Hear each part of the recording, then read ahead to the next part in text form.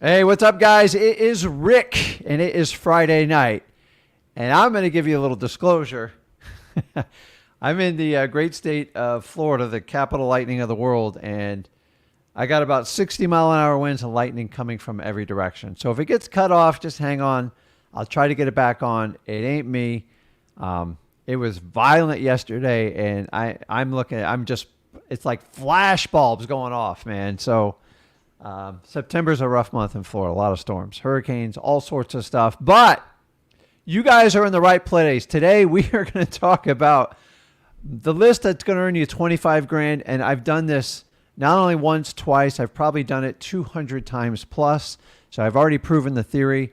If you do exactly what I tell you, it will do amazing. So I'm going to take about 15 minutes to go ahead and teach you guys.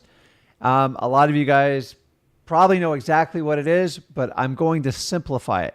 And the idea is you can walk out with a plan by the end of this to have a way to implement a 25K strategy just on one deal. After that, I'm going to jump on the lives because I see a lot of people taking advantage of it. I appreciate it. So I see Kyra, Kia, Revion, Nicholas, Kay, Cole, and there's a whole nother like 2 or 3 lines. So I appreciate you. So if you guys hold tight, whatever, I will take you in the order as long as you're up there. I promise you. So if you guys are brand new to this channel, my name is Rick, and I am the Rick and Flip with Rick. You guys know my son. You probably saw him bouncing around on some videos. We've been working all day together, so fun stuff. So awesome. So I see some people have some deals they want to talk about. It's going to be a great one today for you. So if you guys are brand new, you've never been here before, do me a favor, go over to freewholesaling.com. It will answer 98% of your questions. It's the most viewed course out there. Over 50,000 people currently use it today. And me and Zach teach you how to get up and running in wholesaling. Just cut to the skinny part of it, get you to your first 100 grand, and then it's up to you where you want to kind of go from there. So as we go through this, if you could do me a favor, make sure you subscribe to the channel. Put your comments in there. I love to answer the questions. Not everybody wants to go on video, and I get that. And do me a favor, man, smash that like button, and let's get this thing rolling. So without further ado, let's get pumped up, man. It's Friday. It's getting ready to pour. Let's kick it on. Let's get the energy up, and let's dive into that.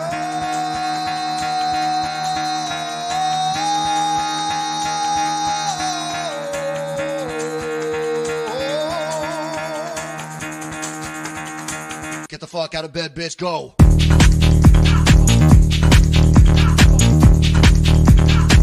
Get up, and get the guy. Go.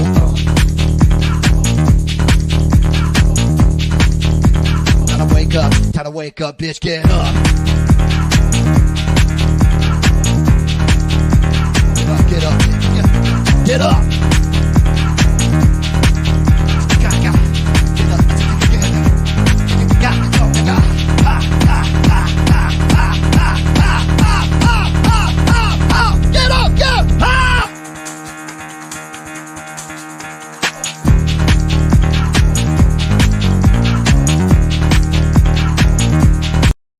See, that's the energy I'm talking about, guys. That's what I want you guys to do.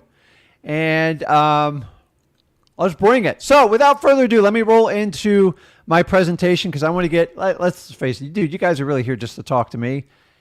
But I got to teach you a little bit of something. So sit back. I promise you I'll be brief on this one, and I'll get to you. So just don't fall asleep. Don't start a football game without me because I want to be there, and we'll go from there. So listen, you already know what my secret is. If you guys have spent any amount of time with me, you know exactly what it is. It's probates, okay?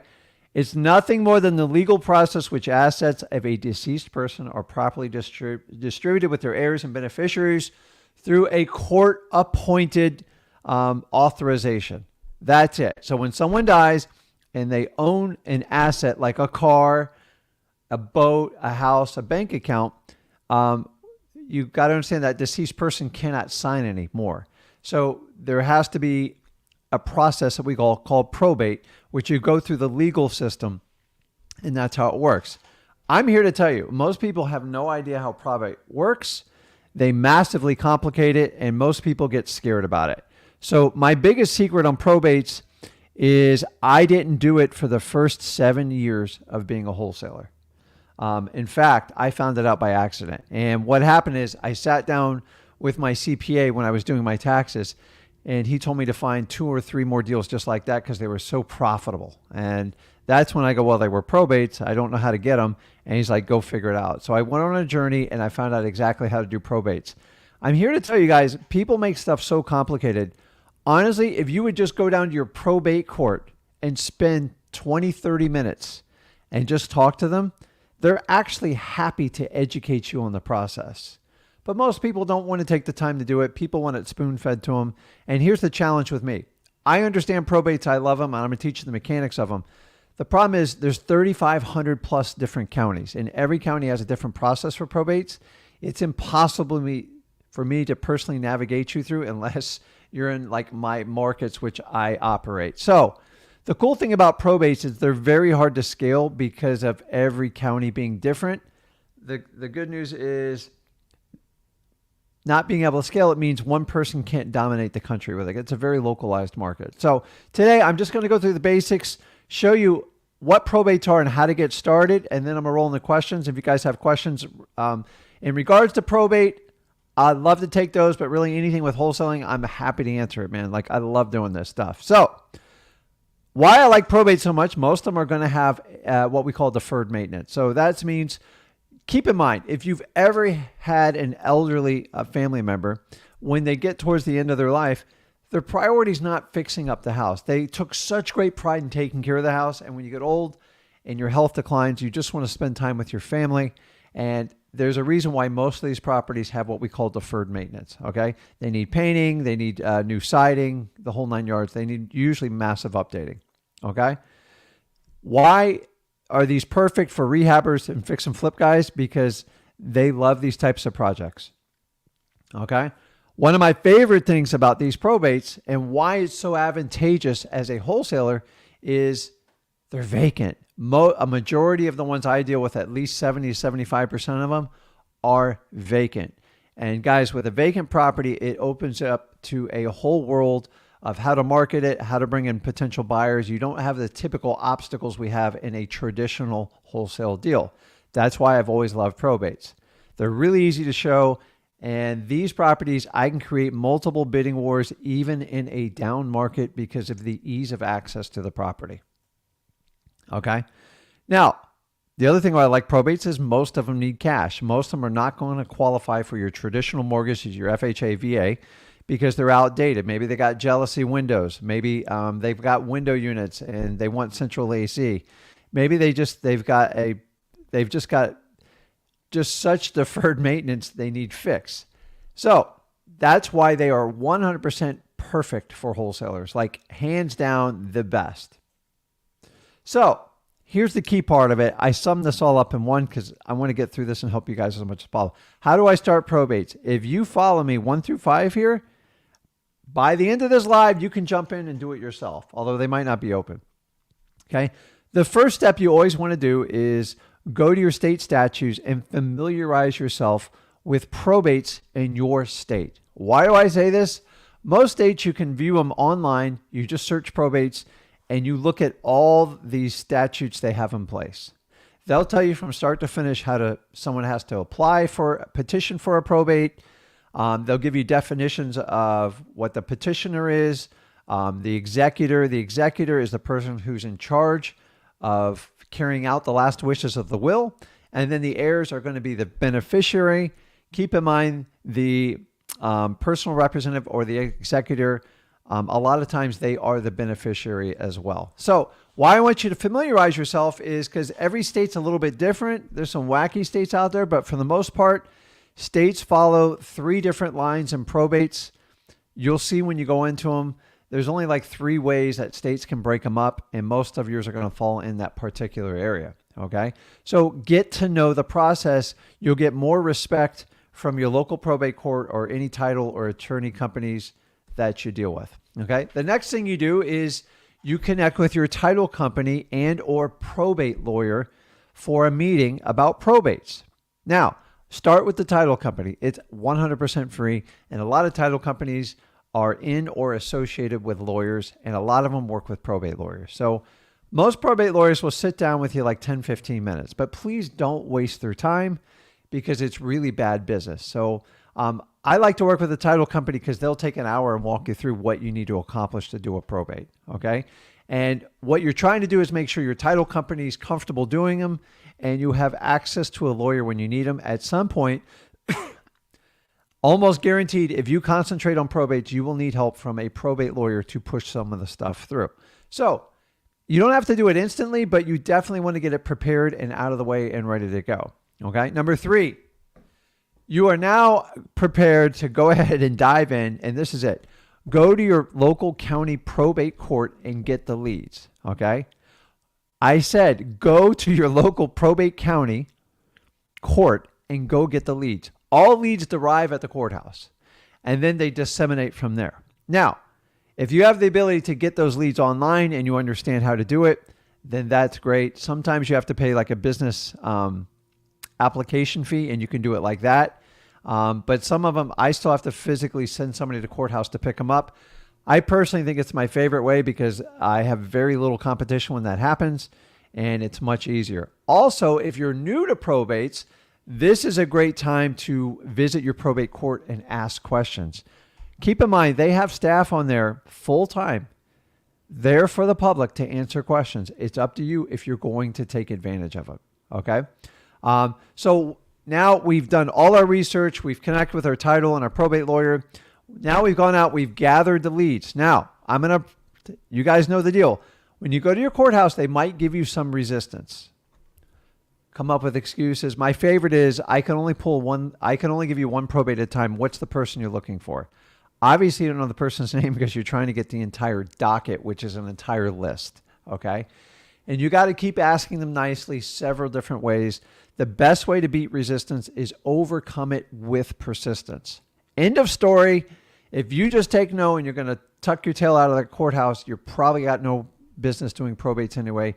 You are going to have to go in there nicely and explain, I need to get these leads. Can you help me get them? They have them organized. There's no way they just have like random cards all around the courthouse. They have a computer system and they're organized. Okay. You're just asking for access to it. You have the right as a tax-paying citizen. You just got to find the right person that's going to give them to you. And I will tell you this, the kinder you are to the people, the more you'll get in the long run. You just have to be persistent. Okay. So then you have to pick your marketing method. In my opinion, there's only 3 ways to market to probates. I've been doing this a long, long time, guys. I've tried every method in the world. Okay. Mailing a good old-fashioned letter, and notice I didn't say postcard, works. You're like, oh, Rick, mail, that's expensive. That's hard. It's slow. It's cheap. You're only talking about 30 to 50 leads a month. You can do them in the comfort of your own home. You can even hand address the envelope. Go over to freewholesaling.com. I have a probate letter template all ready for you. I want you to adjust it and personalize it so we all don't send out the same letters. Okay. A letter is key. 8.5 by 11, 14 font print, white paper, black ink. That simple. Okay. They're cheap, guys. Send them out and they work. Like sometimes people just like letters because it's less intrusive. You only need one deal. Guys, 50 letters would cost you what? $25 to send out. It's not a lot of money. Okay. The next one is you do a cold call. I like to call a cold call and turn it into a warm call because you got to be nice on these. So once you get the probate information, you can skip trace and get their phone number, go to truepeoplesearch.com, get the person's information and just call them. And just, I don't say, hey, listen, I know the house is in probate. I just say, listen, do you have any interest in selling this house at 123 USA Street? And I shut up. That's it. If there's interest, I let them talk as much as possible. Okay. The next one that works pretty well too are just good old fashioned sticky notes. And I actually do the sticky note on the property that is part of the probate that someone's passed away on it. Don't put the sticky note on the petitioner's door, the executor's door or anything like that. You want to place it on that property. Why? Because somebody constantly keeps going by and checking on that property. So we've hit the mailbox, we've hit the phone, and we've hit the front door. So we talked about the bull method yesterday. I held this one off on purpose so I could hand explain the bull method for doing probates. Guys, it works. I will repackage this so you guys get it in a nice summed up version and put it in the freewholesaling.com. These are the only 3 ways, in my opinion, that you can effectively market to a probate. I've tried every other which way. And guys, the last one is on your letter, you're going to have a phone call. And then when you do the sticky notes or you leave a message on the voicemail, make sure you answer the phone when they call you back. If it goes to voicemail, most of these people are calling you like during daylight hours, so it's not that hard to do. If you answer the phone live, you will separate yourself from all the other competition because nobody answers their phone in real estate anymore. I don't know why. And like even some realtors struggle to answer their phone. It drives me nuts. It's a pet peeve. But I've noticed when we answer the phones live, our success rate goes through the roof because if they're calling on 5 different types of, say there's 3 wholesalers and 2 realtors, and say they've gotten to the 4th one and they're calling you and you're the only one to answer the phone, they're actually shocked. And it's a good sign. And that's what I want you to do. Because if they leave 5 people a message, 5 people are going to try to call back and then you're playing phone tag. So when we get to the phone calls, okay, as I said, answer them live.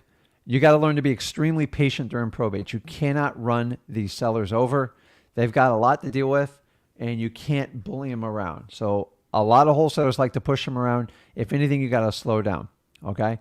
Use the 80-20 rule. Meaning you talk 20% of the time, they talk 80% of the time. God gave you 1 mouth and 2 ears. Take the hint and use it, okay? This one's critical, the next one. I'm giving all away my core secrets here, but I give it away for free anyway. So don't discuss price on the first call. You know why? Because all your competition's going to try to do that, and it freaks people out in probate. Most people in probate, if you genuinely will help them out, they know they've got to give you a fair price. So if you attack price on the first thing and you try one of these 70% rules, like all these gurus are teaching, I guarantee you will be eliminated from their stack, okay? Don't discuss price. Discuss their motivation to sell the property. Just go through the standard qualifications, MCTP, motivation, condition, time frame, and price. It still applies to probate. Sometimes people want to keep the probates for the family. I get it.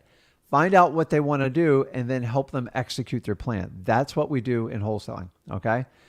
Keep in mind, it takes 5 or 6 touches before you can get a deal on a probate.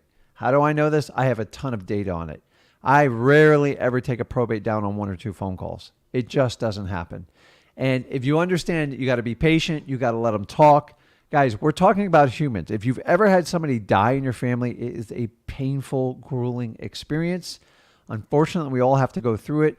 So the person with the biggest heart, with the most determination to help their sellers out and the ability to follow through will get the best probate deals. That's why I've done so well in it. And that's why I'm teaching you how to exactly do this. So probates are going to yield you the highest spreads. I get 3 to 4 times the average what I do on an assignment with a probate from what I do on a regular wholesale deal. I want you to understand that, guys. My average probate deal right now is right around $56,000. Okay? That reason alone, if I can teach you how to get one and make 25 grand, you will like, I will show you the light. Okay? You keep doing all your other wholesaling.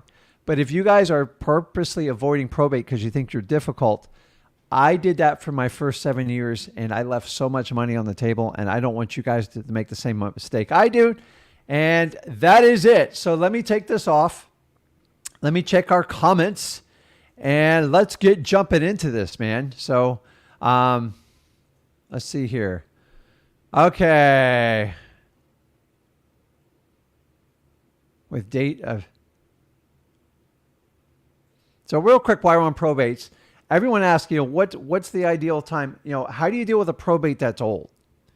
So I will tell you, probates have 2 windows. When somebody first passes away, high activity. Like everyone wants to know what's going on, who's filing. Lawyers start like hunting people down. It's ridiculous. And honestly, this is the norm from the time of death, usually through 3 years. Okay. Once you get to year 4 and no probate's been filed, they tend to fall off the shelf, meaning nobody ever wants to do anything. And I'm going to tell you, once you get by year 5, if you want to take down a deal, say it never got probated, grandma died, and the daughter's running the property and she wants to get rid of it, at that point, you are going to have to bring on a probate attorney and you're going to have to strike a deal with the seller. And those deals work really well, but they do take time because so much time's gone by that you have to go through basically court proceedings to prove everything. You got to prove up the will, you got to prove the heirs, and if nobody comes forward, then the court has to make announcements and see if any other lawyers or cousins or aunts or uncles jump out of the hoop. And you can do those deals, just to understand they usually take some more time. So I've probably got about a half dozen going on right now. I've had one going on 3.5 years. I actually control the property. I have a renter in it. We're just trying to clear title. And I recently got one on my desk. Somebody died 15 years ago. And they're like, can you help me? I can help you, but I'm getting an extreme discount to do all this stuff. Guys, wholesaling always comes down to how much money can you make and how can I minimize my risk? And if you can always answer those two questions, it will tell you to move forward with a deal. If you're just going to use a 70% rule to move forward, you might as well just pack up for the next 2 years because it's not going to work. Instituting a 70% rule to keep you safe is like saying you need to stay in your house and never drive in a car so you never get hit by a car. You guys aren't going to do that. This is the same thing as 70% rule. That rule is taught in the 60s and 70s. And honestly, if someone gives you property at 70%, call me, run with it. You got an amazing deal. But they are less than 3% of the deals I do. It has to be an extenuating circumstance like an extreme probate. I will buy those 40, 50 cents on the dollar all the time. But remember, I'm risking attorney's fees, my skill set, my time to get them done. So here's what you guys have to understand on probates. You just have to go out and find the probates, reach out to the sellers, see if they have interest in selling the property, get it under contract, and then use your title company, use your probate attorneys, find real estate agents that'll help you out if you don't understand the property. Reach out to myself, Zach, or anyone like that, and work with someone. If you have a complicated probate, pair up with somebody and work with them, okay? But it has to work for you, okay? So many times, the biggest problem with probates is the family does not want to pay for the attorney, but they want you to buy your property. And they got to understand they have to cooperate to get that done. There's no way to buy the property without them following through on the probate. So it's important we get that done and we go from there. So without further ado, did I lose? I lost somebody in order here, but Kyrie, you there? Hey, Rick, what's going on? Hey man, how's your Friday evening going? Man, it's going great, man. How was yours?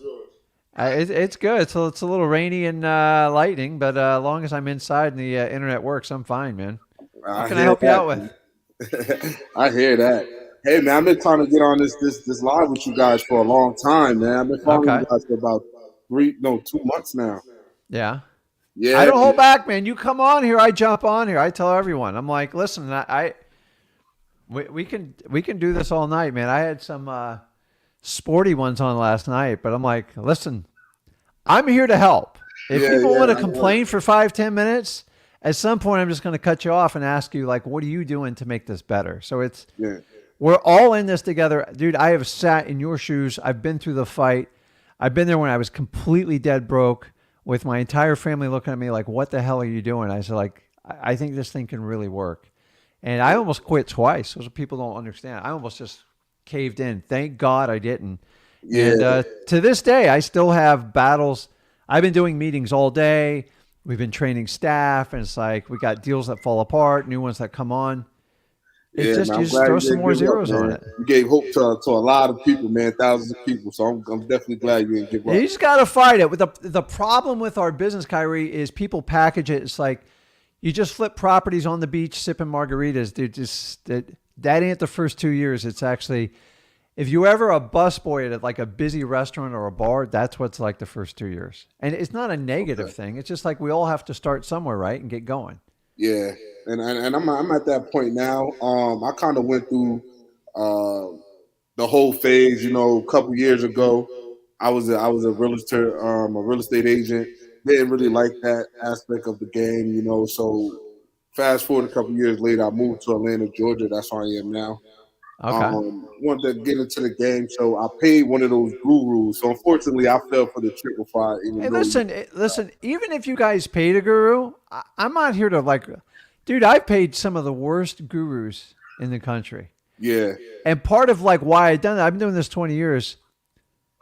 The reality is, you give me 10 gurus, I'll show you 7 or 8 fraudsters every time, guaranteed. Because guys, one of the secrets to like gurus where you guys all get spun, you think if somebody charges 5 or 10 grand, boy, they must be incredibly good. yeah. Ask them for a peek at their program before you sign up. Try to look behind the curtains. And let me tell you, here's rule number 1. This has come out in the last 2 years. If you have to sign an NDA with someone that's going to teach you in his business, run. Okay. Run. There is no business to sign an NDA. That is a scarcity mindset, and that is a broke man or woman that applies that. Somebody was doing that for a while, and they're just setting you up. They're just going to try to sue you down the road. Like, you can't share any of my secrets. Dude, all I do is share secrets.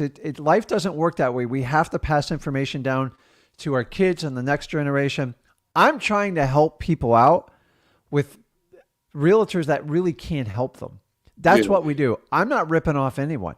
If anything, I help everybody out. We get a negative rap in this. So listen, here's how I look at it. If you paid someone, it didn't work out, I know it pisses you off, but in a way it kind of motivates you like, okay, I got to be successful now. Yeah, and that's what it drove me to do.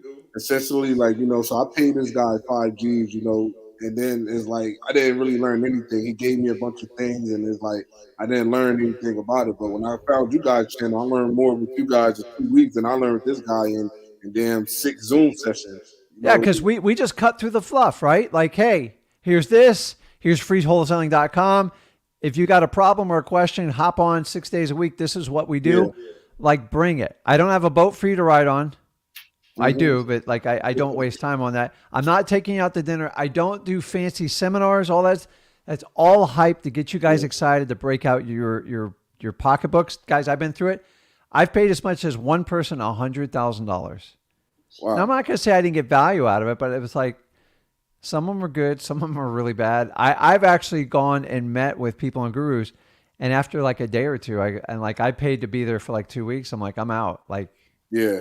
You don't like, less than I do. And that's when I was young. And it was like, and when I started wholesaling, it was really expensive, 15, 20,000 for the average guy. Now we're down to like 3 to 5 grand. Like, how can the price be going down? Inflation shooting up. Yeah. It's crazy. So don't look at the 5 grand as like, I made a mistake. Listen, life is all about making mistakes and just making progress. Yeah. So as long as you're alive and your family's not hurt, I guarantee you, Kyrie, you walked away with a lesson on that 5 grand. Like, yeah, I did. Big one. Yeah, and we've all even bought stupid stuff for even a lot more. Like, what the heck did I do that for? So, I don't beat up on people because I've paid gurus probably the most. In all the gurus I've ever done, the problem is in the entry levels where the biggest scams are, and that's the problem. I think 7 to 8 out of 10 influencers in wholesaling are pretty much frauds. I'm just going to say it how it is. Why? Yeah. Because do you know there's entire people that teach seminars on how to massively build a following and coach people? Even, ready for this? Once they've completed 5 deals, they're telling the people this is how you can do it. Now, they'll charge that guy 20 or 30 grand and show you how you'll make at least $10,000 to $30,000 a month coaching. And that's the crap you guys are all getting right now. That's why we have a 95% failure ratio. And I want it to stop. The only way you guys can stop is stop paying these idiots for wholesaling. Wholesaling is not that hard. If you do exactly what we say and you stop filtering on how to do it, you will do very well. And that's the big secret, because everybody gets disappointed after that. You get excited when you pay that 5 grand, right? Like, I'm going to the promised land. And then you get there and it's kind of like, who are you? Like, kind of like, that, like, so like in high school, you had that girl, like she looked really good in the light, and then she gets in the dark and it's kind of like, who are you? Like, are you like, did you got makeup on? You want to put some makeup on or something? I'm like, I'm just saying, And that's the problem. We get so excited we don't ask questions. Nobody asks gurus any pressing questions. Yeah. How And much I revenue do you feel like, make? Like, what do you do? Like, I'm telling you, anybody putting on a seminar, I guarantee they're selling you a coaching product because it's the only way you can afford to do it. Those things cost $100,000 to put those things together. You think they're just doing it for free for you? It's crazy. Anyways, what can I help you out with, man? I'm sorry about that, Kai. Don't worry about the $5,000. It's a learning mistake. all right, no, Because you only make it once, right? yeah, I'm over it now. I mean, I learned more with you guys on freewholesaling.com, so I definitely be tuned more into you guys. And So, do me and Zach try to teach you guys anything outside of real estate? no, I mean, No. Have wholesaling. I ever tried to teach you digital assets? No. No. Have I ever forced my choice of religion down your throat? Nah, not at all. Do I share like my fancy house and my fancy cars? Nah. I don't do that. Like, it doesn't help you, Kyrie. Like, it's Yeah. stupid. I don't understand it. The minute somebody flashes a Corvette or a Lambo, dude, run, because that is a broke person. Like, if your net worth is based on your car, you broke. Sorry. Yeah. It's just the truth. So I've just watched everyone with all that stuff. Like, I don't care. The most successful people I've ever met in life are like regular Joes. They just lose their ego. And I tell everyone, lose your ego. You'll do amazing things in real estate. So, Yeah, and okay, go ahead. I'll talk all night, man. So the help that I need is like, so I've been doing all the free marketing you guys got, the Zillows, the expired listings, and things like that, and I'm in a hot market, so I feel like I'm doing something wrong that's not there yet. So I've been trying to go after this probates, the arrest record with factors, the code violations, the liens, water shut off, and fire damage properties. For one of you guys, make $100,000 type of system type of thing, but go off of these lists. So I'm trying to get my first deal, man. So that's basically where I'm on right now. I've been putting in the work. I know I can definitely, go harder on the phone calls and things like that. But I'm pretty good on the phone, talking with people. I've been down that road already, but I'm just trying to get my first deal, man. I just got married. I'm ready to quit my job, man. I'm on that phase right now in my life. Awesome, man. So that was kind of a broad statement. So we're going to have to narrow it down to try to get you some help. So how long have you been at this for? 3 months. Okay. So not terrible. So Kyrie's talking about me and Zach teach you how to focus on government lists. Why? Because number one, they're free. And number two, they typically point towards some mode of motivation. Guys, to get a good wholesale deal, there's got to be some sort of motivating factor, meaning they need to sell the property. They don't want to sell the property. The people that want to sell a property call a realtor. They don't, like wholesalers can't help them. You can't help them unless you want to pay full price and get your butt kicked. So understanding that, you have to disqualify a majority of the people you talk to and find the ones that have a reason to sell. They need to sell. Either way, Rick, I have to sell. The best way to go about it is government lists. So tell me about your code violations. How many have you pulled? And how often are you hitting them? That's the problem. So I don't know how to put the code violations, but I went down to the courthouse a couple times for the probate in my county. So I went down there a bunch of times, but I have a hard time pulling them. And then DeKalb County, these guys are like, I try to be as kind and try to tell them what I need, but they was telling me that I have to go down there and print out the papers and things like that. And they were trying to charge me probably like $1 a sheet and things like that. I was trying to see if I could pull them online. Is there easier way, like on Probates, where I could just market to those type of people to get my first deal? So they want to charge you per lead? Per page. Per page. How many on a page? $1. Oh, it was 50. It's not horrible. Like, I'm just so I know Atlanta can be kind of a broad area. Like saying Atlanta is like Miami. Miami's huge. Atlanta's huge. Okay. So have you seen how many probates are within a given month in your market that come up? No. Okay. So I work a lot smaller counties. The most probates I've ever had in 1 month is like 68 ever. And that was like record. It's usually in the low 30s. So if I had to pay $1 a page, I might pay $1 or $2. I don't think you're going to have in your county. I don't think you're going to have thousands. It just doesn't work. Probates, it's, you got to understand, a probate is not resulted from everyone who dies in your county. Like, you can't extrapolate numbers like that. So when you go down and talk to like the probate court, this is the stuff, like I sit there and like I just talk to it's usually girls, every now and it's a guy. Yeah. I just get, the ladies who just give more information, and I ask them on average, how many leads do you get in a month? So if they tell me there's 75, dude, don't argue over $2. It ain't worth it, dude. Just take it and move, or she'll give it to you. It'd be the best $2 you ever spent in your life. If you got to do $1 per lead, that's a different conversation. So find out, because I used to throw a temper tantrum. Like I did that with, what was it? Code violations, one of our counties. To find out it was only like 6 pages. I'm like, I think they charged $5 a page. I go, okay, $30. I do this once every 3 months. Not a bad gig. So don't make your situation worse than it is. Find out how many leads there are, because I've seen some of the biggest counties. I've never seen more than like 150 leads in one county ever for probates. It's just, you got to understand, people have to die with property and then somebody has to petition for the probate. So statistically, if you look at the population of the county, you can work it down. So it's, and I'm in towns of like 150 to 200,000 people, and I'm like 38 is my average. I just know it. Like, the only time it got screwed up is during the pandemic and went to 0 for 8 months. And then all the numbers doubled a year after that. So probates always have to catch up. So remember, sometimes people don't file probate when they don't have the money for it, because you got to pay for a lawyer 9 times out of 10. So the $1 or $2, I wouldn't, if you just got to pay just because they want to cover their copying cost. Yeah. Remember, a page of paper is what, like a nickel? I'm like looking, I'm like, between the toner, what is that, like 15 cents? They have such stupid overhead how they do their department. They're probably still losing money at $1 a page. So don't lose sleep over that. I tell you all the time. The problem is when you guys ask, so if you go to like the building code enforcement department and you ask for the code violation list, they come up with some cockamamie story why they can't do it. It's complicated. And then they tell you, I got to bring in a programmer to get that list customized for you. And it's like $110 an hour. I'm like, dude, just push the print button for me. Like, I'm a pretty smart guy.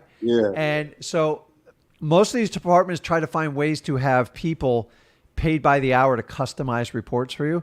So try not to customize anything and you cut that crap out.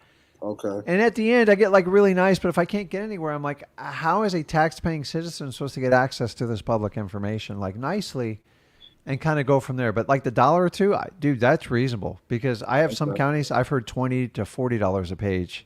And you can do 5 or 6 pages. That gets a little expensive. But remember, you only need one deal from it.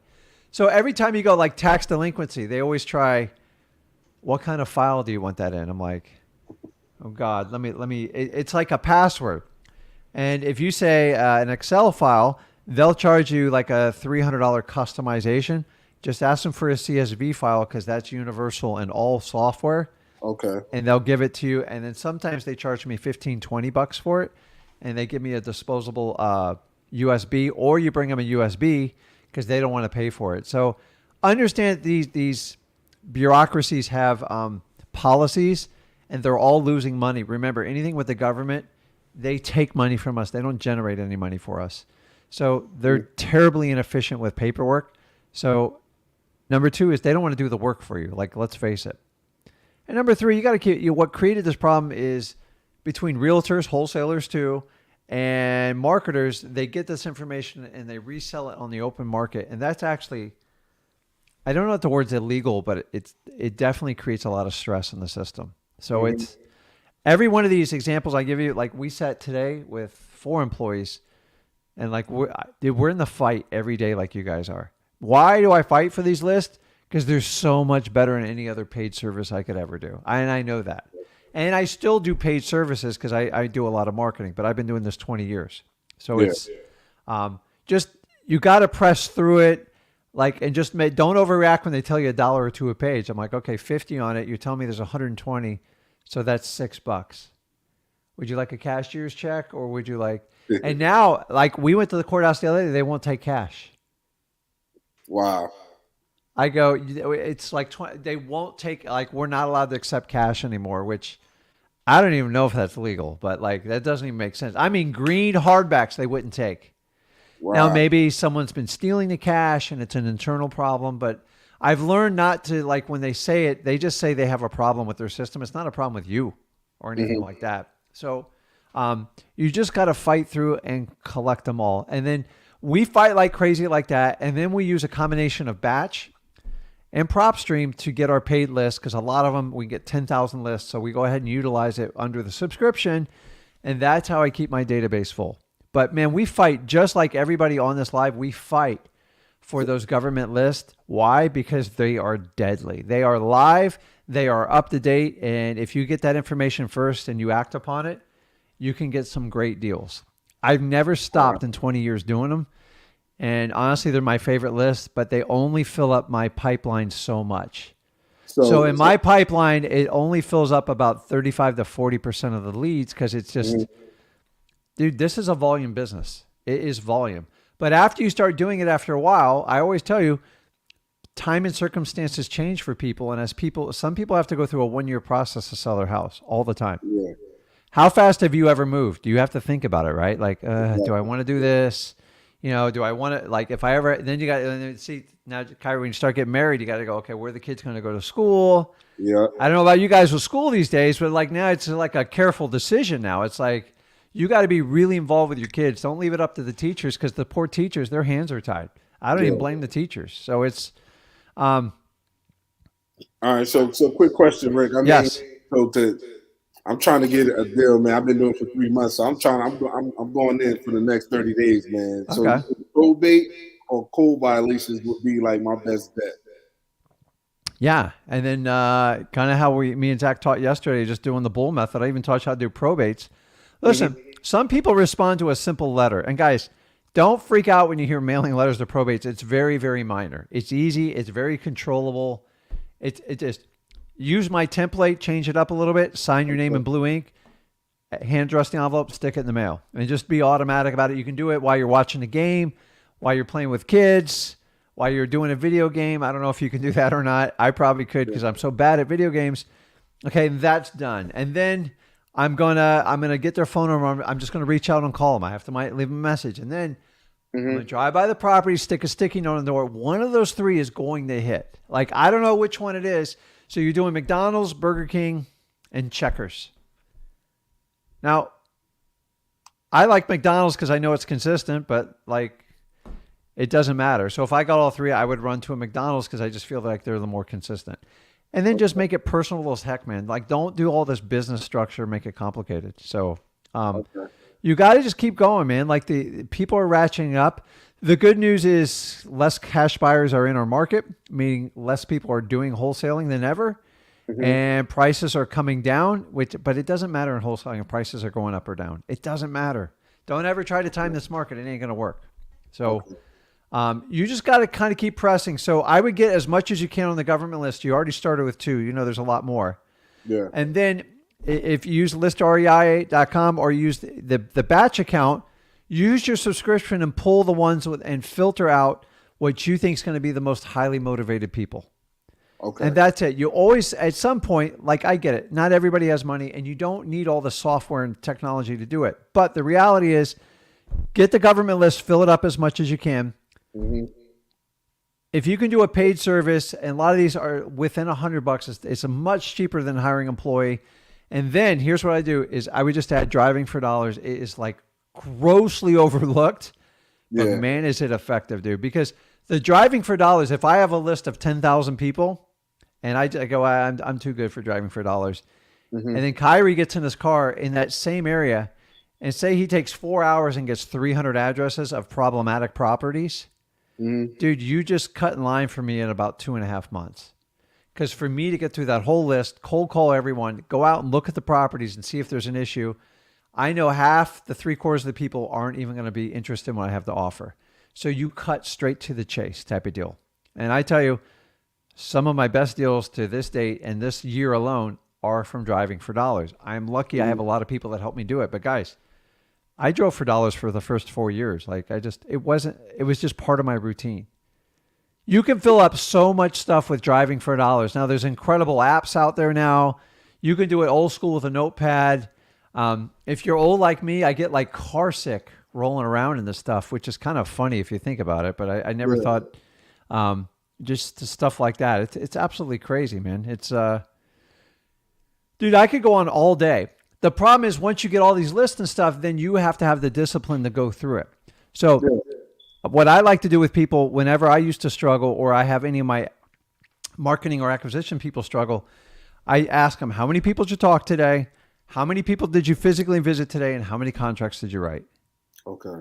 So I want to look at someone's activity and see if it matches up to what their complaint is. And it's like, so like if I'm going to play a football game, I'm going to watch somebody in practice and see if they're doing the basic drills. They're coming off the ball. They're doing the calisthenics. They're doing everything that's asked. And because the way you practice is the way you're going to perform. And that's how you have to do this. But the whole thing in wholesaling, there's like really no practicing other than role playing. You just got to go out and do it.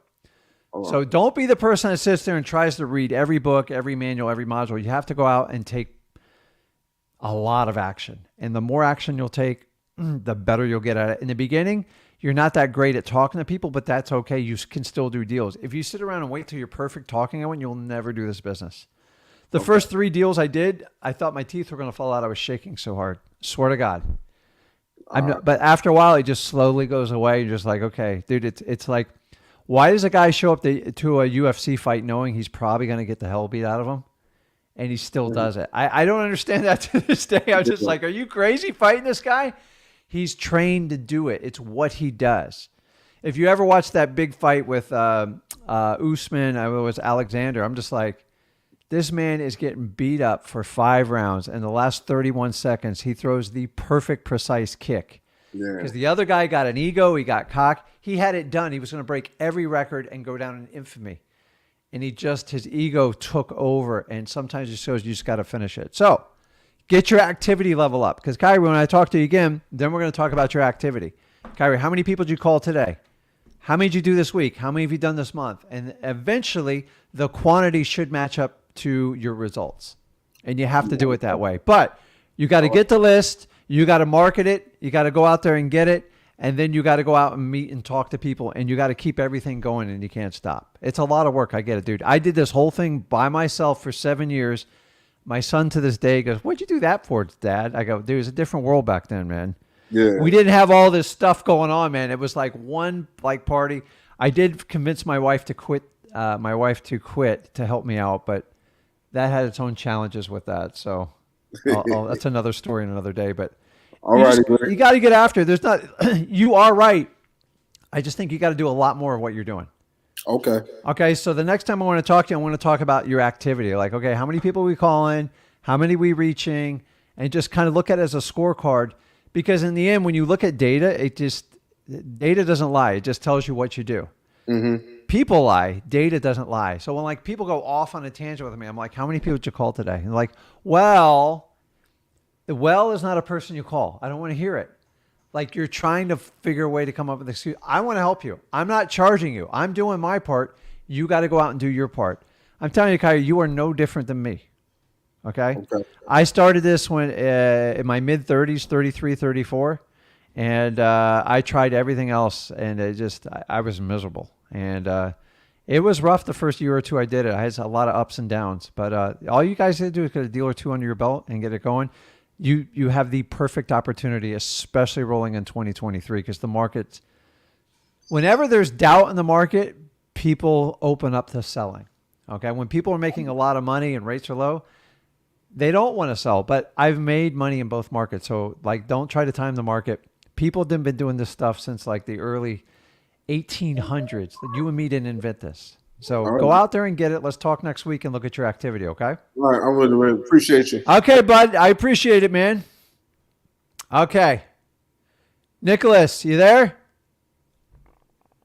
I can't hear you, man. You got to unmute yourself. Nicholas! Hey, Nick, I'm coming back. Can you hear me? I can hear you. All right, man. I was almost put you in the back burner there, man. What's going on, man? Where are you calling from? I'm from Palm Beach. Palm Beach. Oh my God. I could probably see you right out my window right now, right? Yeah. So now Raining hard we here. we got to talk competition, or you want me to help you out here? Dude, I spend a lot of time in your backyard. I'm actually heading over there in a little bit. Okay. What's going on, man? How long you been doing this, and what do you want to talk about? I've been doing this for about 3 months. Okay. I mean, I have a deal. It's a probate deal, Okay. and I'm just confused on whether this is even like a deal that I could go forward with. Okay, well, let's talk about it. Let's see how I can help you out with it. So she Don't has share the address. That's the only thing I'm telling you. Don't share the address publicly, because I can't help you if you throw it out there, because they're going to get inundated. So tell me what's going on with it and what the issue is. So it doesn't have any problems with it. It's a townhouse, and she's under probate right now in 90 days, and I was confused on like whether I should call her back. So And you just said talk she's about it. going to be out of the probate in 90 days? Yeah. Okay. So In my first call with her, I didn't really build any rapport. okay. I just talked about I just talked about the time frame, and that's pretty much it. Okay. Is the house vacant? Yeah, it's vacant. Yeah. Okay. Does she have a motivation to sell it?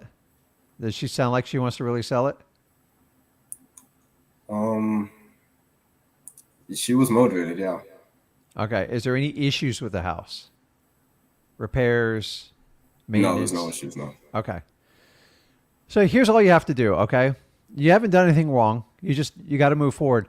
So I'm in the state of Florida, so I can tell you exactly what to do, okay? In the state of Florida, you do not have to wait till the probate's completed to buy a property that's in probate. Did you hear me on that one? The only reason they say that is because their lawyers tell them that. Why? Because a lawyer wants to sit back and be in control all the way to the end because they can control the billing on it. Okay. Why does a lawyer charge 10 grand for one probate case and then 1,500 for another? Why? Because they can. They can get away with murder. Like, it's just the truth. So when someone like you comes along and says, listen, I can go ahead and buy your property before the probate's even completed, and your seller wants to do that, as long as they are in the state of Florida, they're going to be the PR, the personal representative. So do you know if the person you contacted was the personal representative? Yeah, she is. She is, right? That's a yes, right, Nicholas? Yeah. Okay. I got to pick up your emotions, man. I just want to shake it to the camera.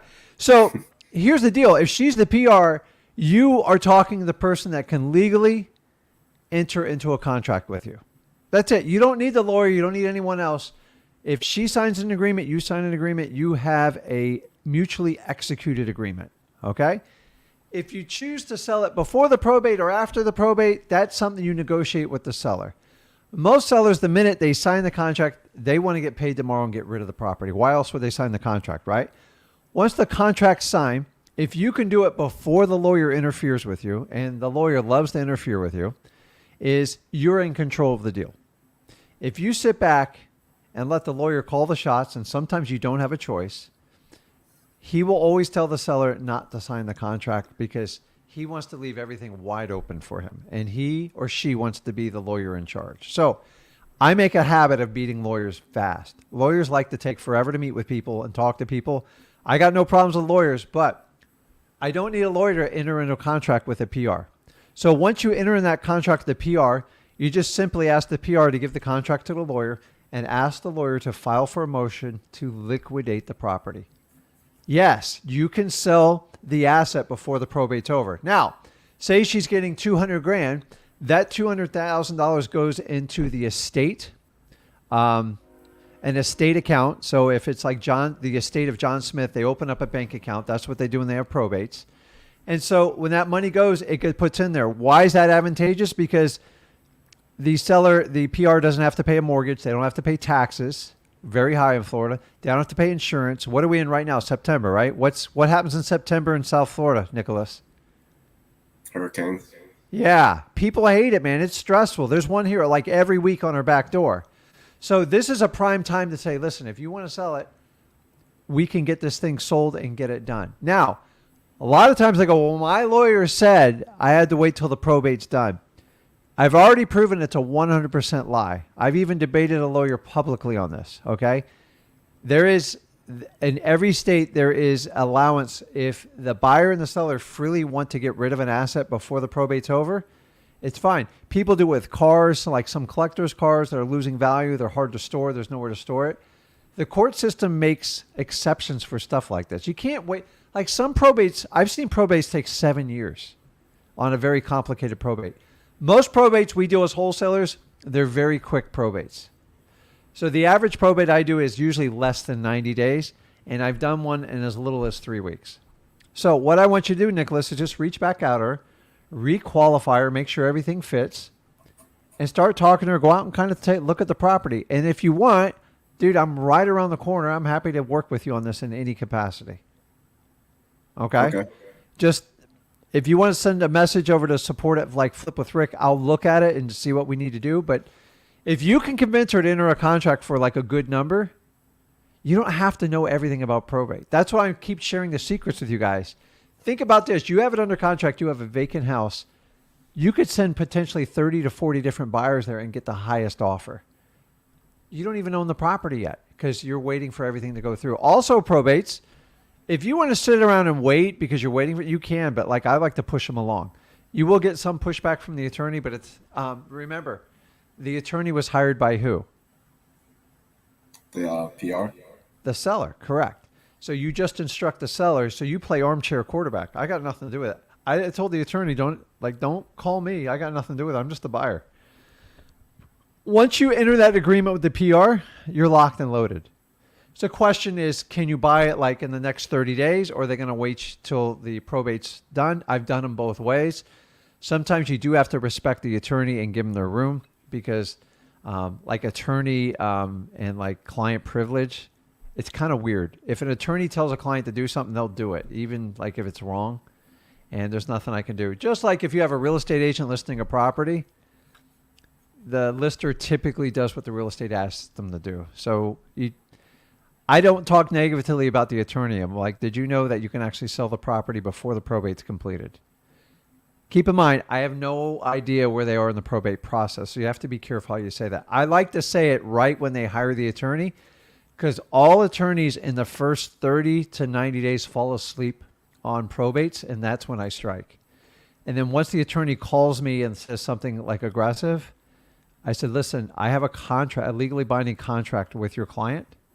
Would you like to speak to my attorney or is there a problem? And they always like, okay, if you have an attorney, I'd be happy to talk to him. I don't need to talk to an attorney. I'm just buying it. I don't care. So this is in the state of Florida, a little bit different than some of the other states. So just go back and requalify her, try to get an appointment to look at the property and see what kind of price, what she needs to get for that property. Make sure it makes sense before you even go out and look at it. Guys, just because they're probate, sometimes they have wacko pricing too.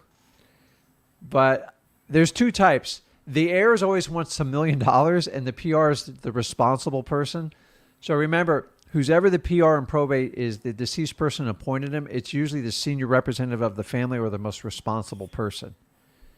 And they go, man, I got bills on this house. I don't want to fix it up. And I find most probates, they'll make a very fair deal if they want to sell it. The people who want tippy top dollar, I just tell them to list it with a realtor. There's nothing I can do to help them. And then I'll refer them with a realtor, and then I usually get a 20 to 30% marketing fee for doing that. I don't get a commission, guys, understanding between a 20 and 30% marketing fee. So if a realtor collected a $5,000 commission, I would expect like a $1,500 marketing fee. It's not contingent on the sale or anything like that, but guys, I do them all the time. Remember, listen to what your seller wants and help them achieve it. If you try to fight it, this job is terrible. This career is terrible. I'm not into faking people out. If they want full price and want it listed with a realtor, let them go this way. Do not try to talk these people into novations and all this other crap. It's going to blow up in your face. So when did you talk to her? On Tuesday. Okay. So support at Flip with Rick if you want to send me an email, or you can send me a note in the private chat. Dude, I'm right here. I'm literally going to drive right by you today and maybe again tomorrow. So if you want, I'm happy to partner up with you and help you out. So I don't do a lot of local JVing, but I love probates, man. You've got it. Just go out. Just find out. You're there. Okay, so Monday I want to call her on Monday and ask and give Why are her you like going to the wait whole till thing Monday, about, Nicholas? Why don't we go on the call right now and call her? Really? Dude, just rip it off. So, guys, I'm here to tell you, I get it. It's uncomfortable and it's a little bit freaky, but there's a reason you're pointing my way to wholesaling. So, what's your reason, Nicholas? How old are you, first of all? I'm 19. Okay, so you're young. That's awesome. You were so far ahead of the curve by just having this conversation with me, and I really commend you for it because you could just stick to traditional schooling route, and there's nothing wrong with that. Like I tried that, it didn't work. It didn't work out very well for me. So you're young. I'm here to tell you, life is risky. Do you agree with that, Nicholas? Yeah. Are we getting out alive? Nope. Go for it, man. Get off this thing and call her. I'm telling you. You're going to think about it all weekend. It's going to bother you. Just call her. The worst she's going to say is, no, I don't want to do it. The best is she says yes.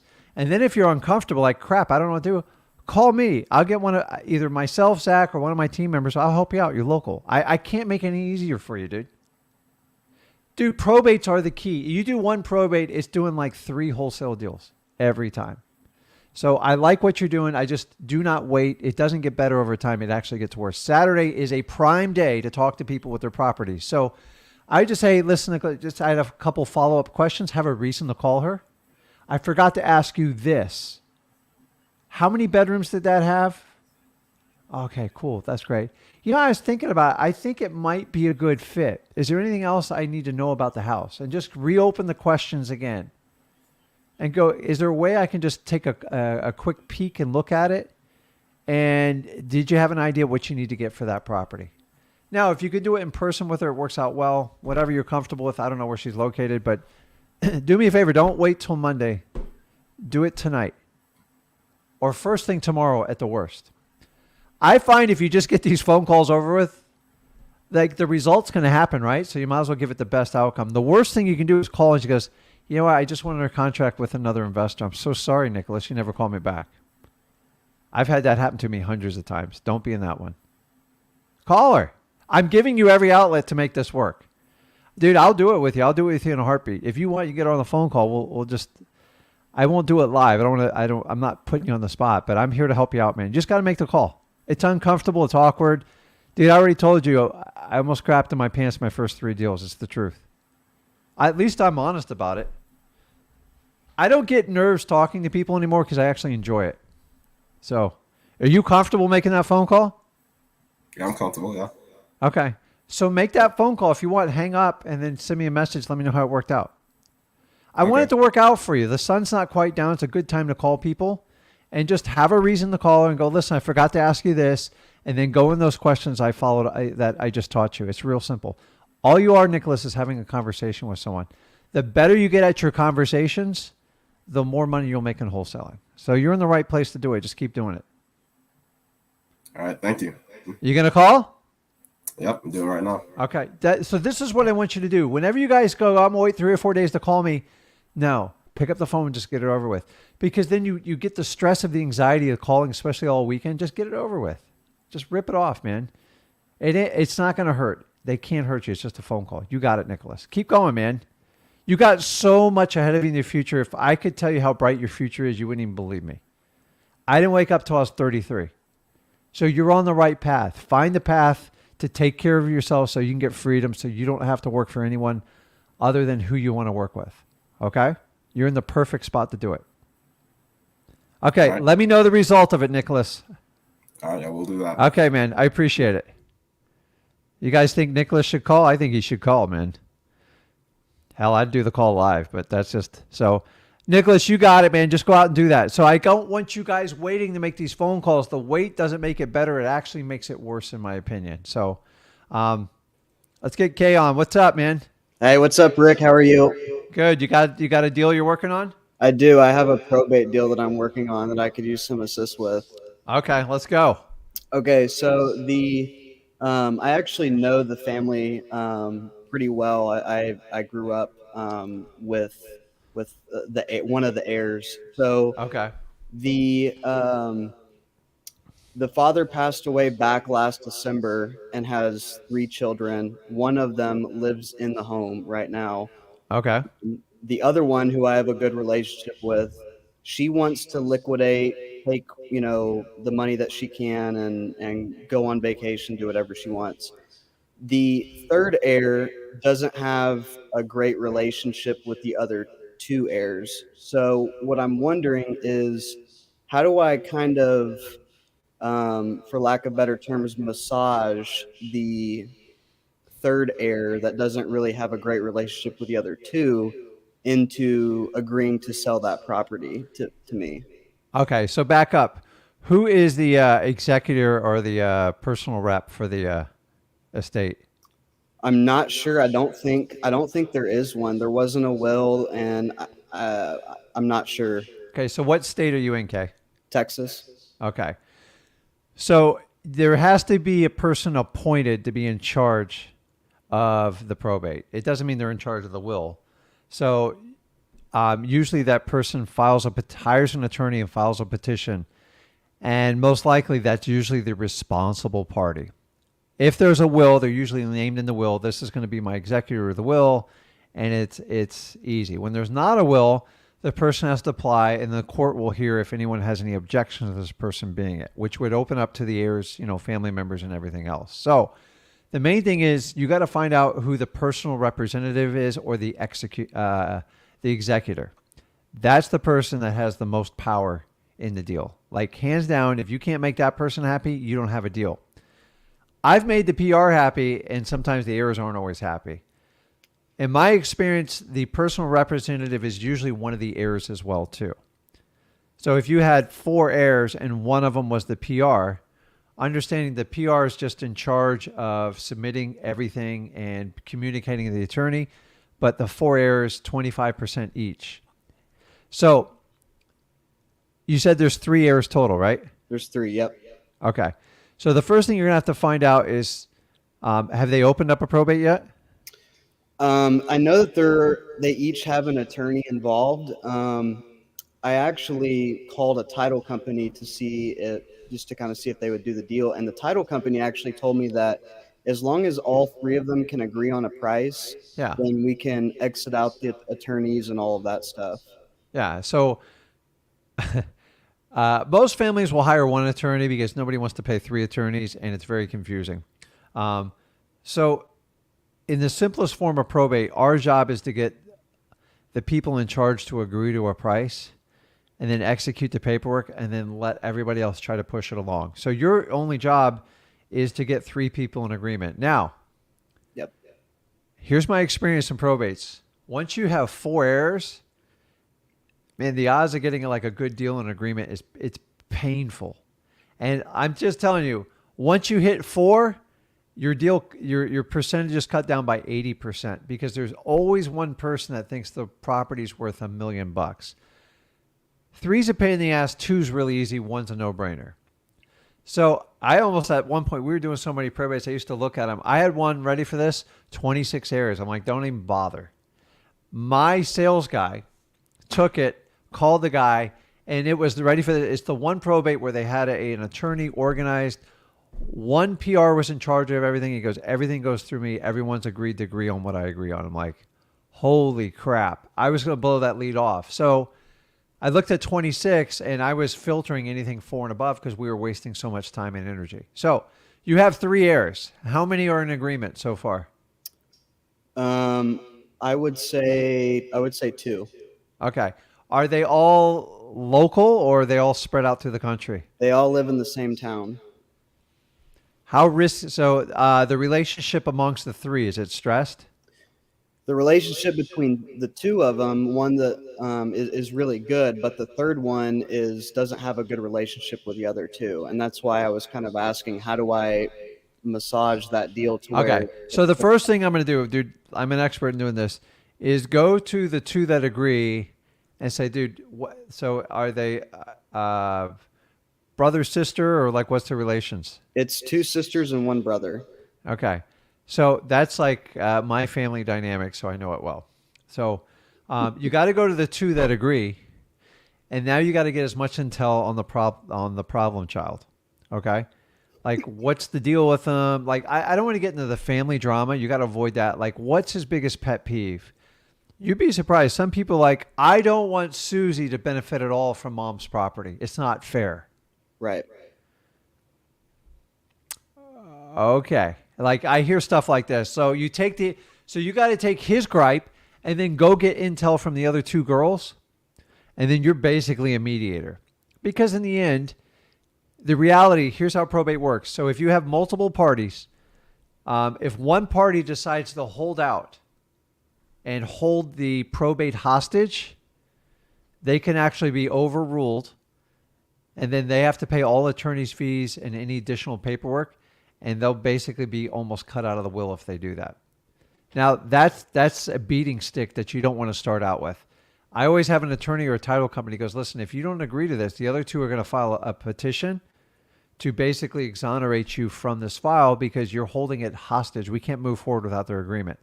If a judge sees, hey, everyone's being reasonable, you just have a beef to grind, they will ride them out. I've had that happen twice in my career. It's not easy, and it's long and exhaustive. So you got to get the intel, and then you got to talk to that person, and you have to find rationality and get them like down to planet Earth. So what I do with that one person, I'll find out like what makes them tick, what do they like to do. I know you hate your sisters, but the reality is if this could go through, if I get that price, you basically get $14,000, and you can use it to buy that motorbike you always wanted. And I think mom would be happy. 9 times out of 10, it's just an axe to grind with a family member, and they think holding it hostage is going to take advantage of it, and it's not. The Right. fact that you have a personal relationship knowing these people, you should be able to push much, much harder. Excellent. So it's hard to negotiate with crazy people, and this is the advanced part of wholesaling that a lot of people will not teach you. But I've had them all the time, dude. It's like the thing is, I don't depend on the deal. I want the deal, but like in the end, here's what I say to the guy holding out. I go, listen, dude, you're just going to screw yourself. Like, you're going to get nothing. Exactly. And so, like, I get it. I'm not on their sides. I'm just trying to see if we can make a good fit here for you. And then I've even had the other 2 people like, fine, we'll throw them an extra $2,000 just to get them out of our hair. It's got to be their decision. Don't ever suggest it because you will get kicked out of the building. And just keep going through it. And at some point, it gets to the point where he won't sign. You can move it forward. And if he doesn't cooperate and the attorney can document it and stuff, then they can file a motion. And then that's when you go, listen, hey, John, you got to come to the table and like offer us something. If not, we're going to wipe you out of this probate. And you're going to pay all the fees and stuff. And you're going to get nothing. Don't do that till the very end. But you just got to take time and massage it. They get pissed and try not to say anything that incriminates you. Like, listen, I know your sisters are difficult, but man, I've seen some crazy ones. Oh, I get it, man. There's like some serious family heat. You got to just try to take it down to the business matter. And then I always find that one holdout party will always ask for something, and it sounds a little bit crazy. And a lot of times it's not money. They want mom's blanket. They just want an ability to have closure. Can we do this? And just find a way to honor them and do it. But like, you have a personal relationship, you should be able to push harder. The problem is, as outsiders, if you don't know the family, you get into the dynamics. I once sat in a probate. I think it was 6 siblings. And man, I made a mistake because they said, okay, we'll all get together. Well, I didn't ask a lot of questions. Well, 4 of them were in agreement, 2 weren't. And 2 were brothers, and they got a all-out street fight in the yard. And I said, listen, I don't do this stuff. You call me when you guys work this out. 2 years later, they called me. Like, and the market went crazy. And I'm just like, in the end, you can't make people sell. So don't ever think you can make people sell. But you have to rationalize people. People get immature. They make terrible decisions. And, okay, this is a prime example of why I became a wholesaler. I have to help people get out of their own dang way. This one holdout is only going to screw himself if he keeps this attitude going. And you have to find a way to kind of walk him through that. So find out what his likes or interests is and churn whatever profitability you think he's going to get. Go, if we can get you this money, you're going to tell me that's not going to make a difference in your life. He'll say, well, I don't want my sisters to get anything. I'm like, unfortunately, that's not my call. They're part of the family. There's nothing we can do. So you said there's no will? There's no will, no. Yeah. So how much is the property worth? Property's worth completely fixed about 250,000, 260. Need work? Lipstick, maybe 20, 25,000. Okay. So find the right price, figure out an estimated proceeds they're going to get, and start talking numbers to them. Numbers talk, man. Okay. Well, listen, what if we could get you $15,000? Like, seriously. The problem is when he goes, well, I need $150,000. I'm like, it ain't going to work. Don't be one of these guys that goes, okay, I'm going to do the 70% rule to protect myself in this market. It doesn't work that way. I'm like, if I thought it worked that way, if you want to pick up one deal every 3 years, do the 70% rule, because that's what you're going to come down to. So figure it out. You said which one of them is living in it? The brother. Is that the difficult one? No, it's one of the sisters. So that's interesting, because usually the person living on one's the one that doesn't want it to go through, because then they don't have a place to live. So I think that's actually advantageous. When they're living, that one's a hard one to overcome. I have 3 of those going on right now. I'm like, you're right. You're right. If we come to a conclusion, you're out. And they're like, well, the average rental in South Florida is like $3,500 a month. I'm like, I live here for free for the last 5 years. I'm like, I get it. So Right. Use the intel from the 2 that are cooperating, and then separate off the other one and try to form like a personal relationship and find out what makes them tick. Social media is a good clue on like what people like to do if they're not too old, like me, as old farts do, like Facebook and stuff. But like between Snapchat, Instagram, I'm on TikTok, guys, but it's a different world on TikTok, man. Like 7 seconds to grab someone's attention. It's not my world. So, anyways, I enjoy it either way. So you just go, this is the norm of probates, guys. You have to solve a lot bigger problems, but when you solve them, you get paid hugely. And keep in mind, there's some problems you just can't solve. And you got to know, and like, I can't do that. I can't get you $1 million. I can't make your sister apologize to you. I had one probate where the girl signed, took forever to get a signature, and then we had the closing, and she did this like hostage situation for 3 days. And she says, give me 10 grand. I go, I'm not authorized to give you 10 grand. I can't do that. So I had the heirs. I go, listen, she wants 10 grand. She wants, 3 grand from each of you, or she's going to walk. And the lawyer goes, screw that. We'll just file a motion. And she wound up signing a week later, and we got it all done. So it's, but the judge goes, I'll have that signed in 30 days, and then they won't get a dime. So if you have to use the penalty stick, say, listen, if they decide to move forward, do all the court process, and you decide to hold out, you do run the risk of being completely cut out of the probate, because it is a vote. There's X amount of you. If 3/4 of you cooperate and one doesn't, it's not going to look good in front of the judge. So Okay. you got it? Yeah, I got it. I also had one minor question. It's Okay. a topic about probates. Shoot. I was scrolling through some of your old videos. I might be looking kind of wrong about what I saw, but if I get a property under contract, and let's say the grass is 3 foot high, maybe the outside needs to be power washed to clean it up, is that something I should spend my time to do just to clean it up a little bit before I get investors out there? Maybe mow the lawn, spray off the outside. So you're talking about properties under contract, right? Yes. Okay. So as long as you have permission from the owner, you can do anything you want. It's all risk versus reward. Okay. To me, anything within like $150, if it's going to make you an extra $5 grand, do it. Because I agree with you completely. Like a lot of my wholesale properties, like, oh, Rick does wholesale. I go, listen, let me explain this to you. I will spend $1,500 on a property plus the closing costs to make 25 grand more. I'll do it all day long. So anything you do in wholesaling, look at the risk versus reward. Do not try to be a designer in this business. There's no designing in wholesaling. If you can knock knock the snot or the smell out of something and you sell the vision, that's great. So if you can get a guy to weed, if you have really high grass, you get him to weed whack it. You're at the end of summer, so the grass is, I know it's probably going to be pretty high. It might be worth it. In any ways, you're going to have to cut it anyways, or you're going to wind up getting a code violation. It's going to like make the probably a problem. A lot of times, though, I will tell the seller, if they give me a great deal, I'll take care of it. If they give me an okay deal, I'll let them know that they have to reimburse me at the closing. Most of them don't mind with it. Like, yeah, if you could take care of that, would be great. And a lot of probates, here's a little tip I do, guys, is when I'm working with people in probates, is I offer to do the little things that nobody else will do. I go, listen, if you enter the agreement, I'll go ahead and mow the lawn for you. Take care of it during the summer. If you enter the agreement, I'll take over your water bill. If you enter an agreement with her, I'll take over your electric bill. Guys, it's minor amounts of money. And it always gives you a reason that have things in the house. And you always have a reason to be near the house, have a lockbox on the house. And it allows you to sell it to the highest bidder. And then honestly, if it's got like rats and roaches in there, go sweep them all out.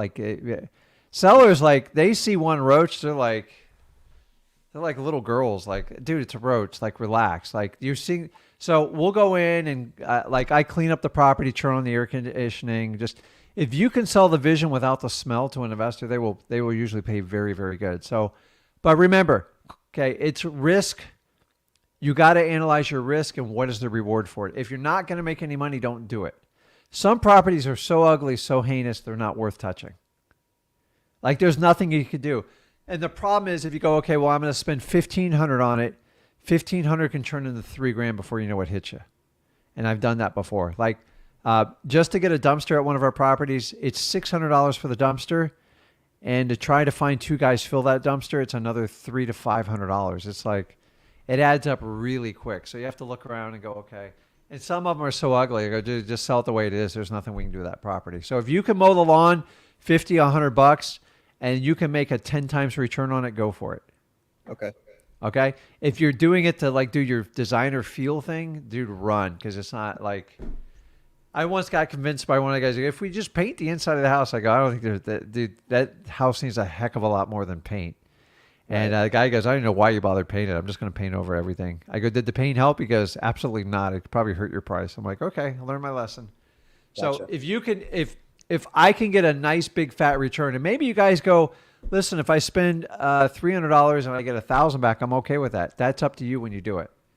But anytime you can take the smell or open up and get the dirt out, a little trick, guys, when you have really dirty, nasty carpets, just roll them up and take them out. Just leave it raw floor. It looks better than the dirty, nasty carpets. They're so full of crap and smell. If you just take them out, you can sell the vision. They're like, what was here before? I'm like, I don't know, but you can put down hardwood flooring. You can put down tile, whatever you want. Man, those old carpets, they stink something horrendous. And if you ever try to clean old carpets, it's worse because it pulls out all the, animal smells and stuff like that. So you can get a guy in there with just a utility knife, cut it all up. Just tell him to get it out of the property for you, or put it out by the garbage, and amazing things can happen with it. Once again, make sure you got permission from the owner before you start doing that stuff. But honestly, you're probably doing them a favor by doing that. Right. You guys, like a lot of these probates, I got that deep shag carpeting, like 1.5 inches, 2 inches thick, and it's all brown, and it's been there since the 70s.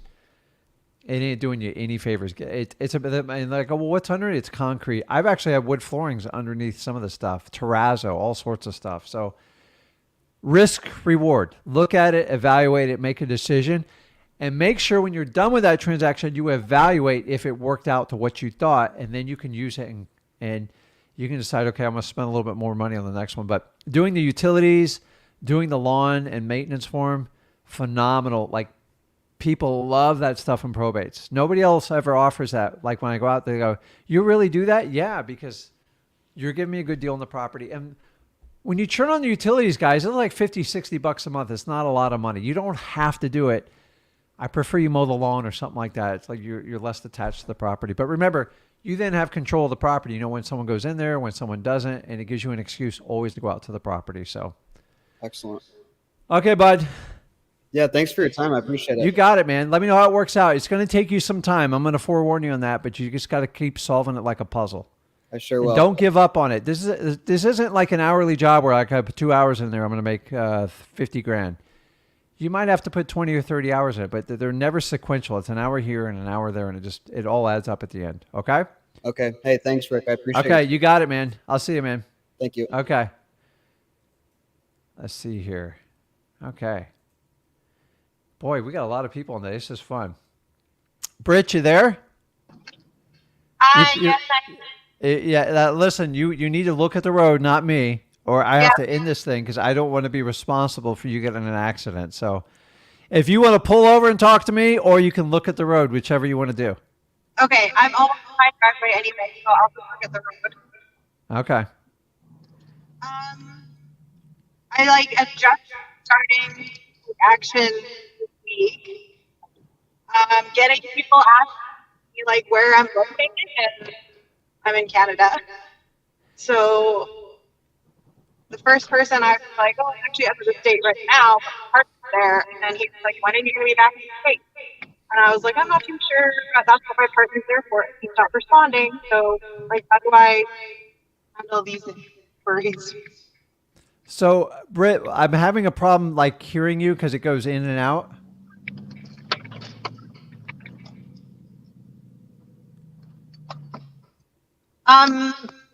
Do I have to like exit the YouTube? I don't have it running on another No. You probably just need to kind of pull over and just try to talk to me. There's a lot of bouncing around in the car going on and stuff like that. If you want, I can come back to you.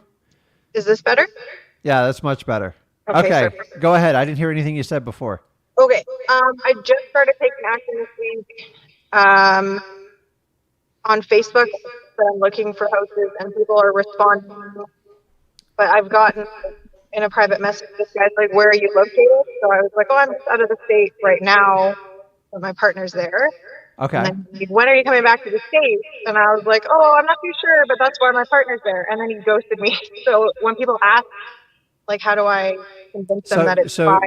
you reside in Canada, correct? Yeah. Okay. And what part of the U.S. are you marketing to? Well, the other thing is I picked Milwaukee, and there's 0 for sale by owner listings. What does that mean? Why? I missed. Say that again. Right before you said, what does it mean? There's 0 for sale by owner listings in Milwaukee. Well, it depends on what you're looking where you're getting that information from. I just tried Zillow. There's other places, but I don't know what. So, have you gone over to freewholesaling.com yet? Have you gone through some of the coursework? Most of it, yeah. Okay. So, if you go through it, are you actually working with a partner in the United States, or are you just telling people that?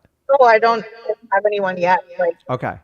So the first thing you do is you got to get your virtual game dialed in, because the last thing I want you to do is tell someone that's not the truth, because they're going to call you to the table on it. Keep in mind, I got people all over the world doing this. You're not the only one. So you got to find a way. You've got to have a way you're going to take these properties down. So if you contract the property, say in Milwaukee, Atlanta, wherever it's going to be, is, what's your plan once you have it under contract? Because you got to kind of think that through, because it's a challenge. I mean, it's a challenge, and there's different ways to go about it. Some people have some boots on the ground. Some people say, hey, I'll figure it out as I go along, which isn't the worst answer in the world. But at some point, you do have to have like a basic game plan to take the properties down. So you can do the whole thing virtually, but understanding people are going to ask you that question a lot more than one time. They're going to do it over and over. And it's like, I don't know about you, but it's like, you can't lie to them every time. And you say, listen, I'm bouncing around. If you can get someone to a number on a property, you can do some serious damage. The problem is you got to go through X amount of leads. This business is already challenging as it is, because you got to deal with local people. And so you have to have like a massive amount of quantity. Most people who do the virtual, they're looking for people that just have high motivating factors. They put them under contract, and then they're going to sell them to like a local investor, so they never have to leave their beautiful place in Canada, which I don't blame you. What's the temperature there right now? Oh, is that like a hoodie you have on? Well, I got a little chilly. We actually hate hopefully we're done. So that's why I want to wholesale so we can get the fuck out of here. But Yeah. I don't know how to keep these conversations going. Do I need to vet my cash buyer before I even start so that I have someone there? Like, I don't know how to. So I think you just need to go back to freewholesaling.com and take a little bit more time there, because honestly, I got 20 years of experience in there. I get it. You're doing the virtual model. You have to find highly motivated people, put them under contract, and then you're going to possibly have to use some boots on the ground to verify some of the conditions of the property. The biggest challenge with virtual markets is you think you could have a wonderful, like incredible deal, only to find out it needs massive renovations and they didn't tell you about it, and you can't physically see this stuff over the phone. And we have a lot of that. I do virtual markets. I do 4 of them. We Okay. get the same thing. I'm like, oh my God. I go, I can't believe you got that price. And then finally, the cash buyers are all struggling with me. I hire someone to go take pictures, look at the property. I find out what the problem is instantly. They didn't tell us it had 60 grand of damage in the property. They're like, yeah, it's normal. I go, no, the whole property's trashed. I looked at the pictures. Nobody wants to buy it. And that's the biggest problem you're going to have with it. So you can hire local people to do it, to take a look at the property. But remember, you have to find highly motivated people to do virtual. That's the only way it works out, because I'm not familiar with those local markets, and there's got to be a really good spread for me to make it work, because nobody can memorize every market. I could not go to Canada and figure out how to buy a house if you threw it at me.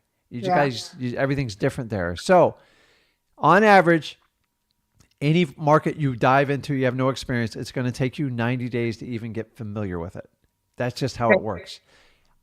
Even me, 20 years experience, it takes me 90 days just to even get to a break-even profitable level. So understanding it's going to take you some time.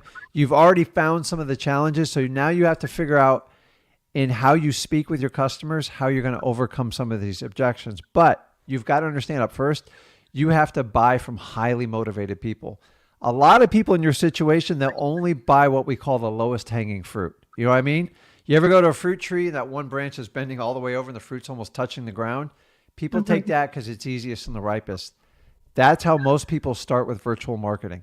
Why? Because people with the most motivation, they give you the least amount of problems to sell the property.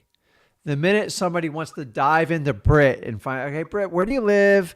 When are you coming to see me?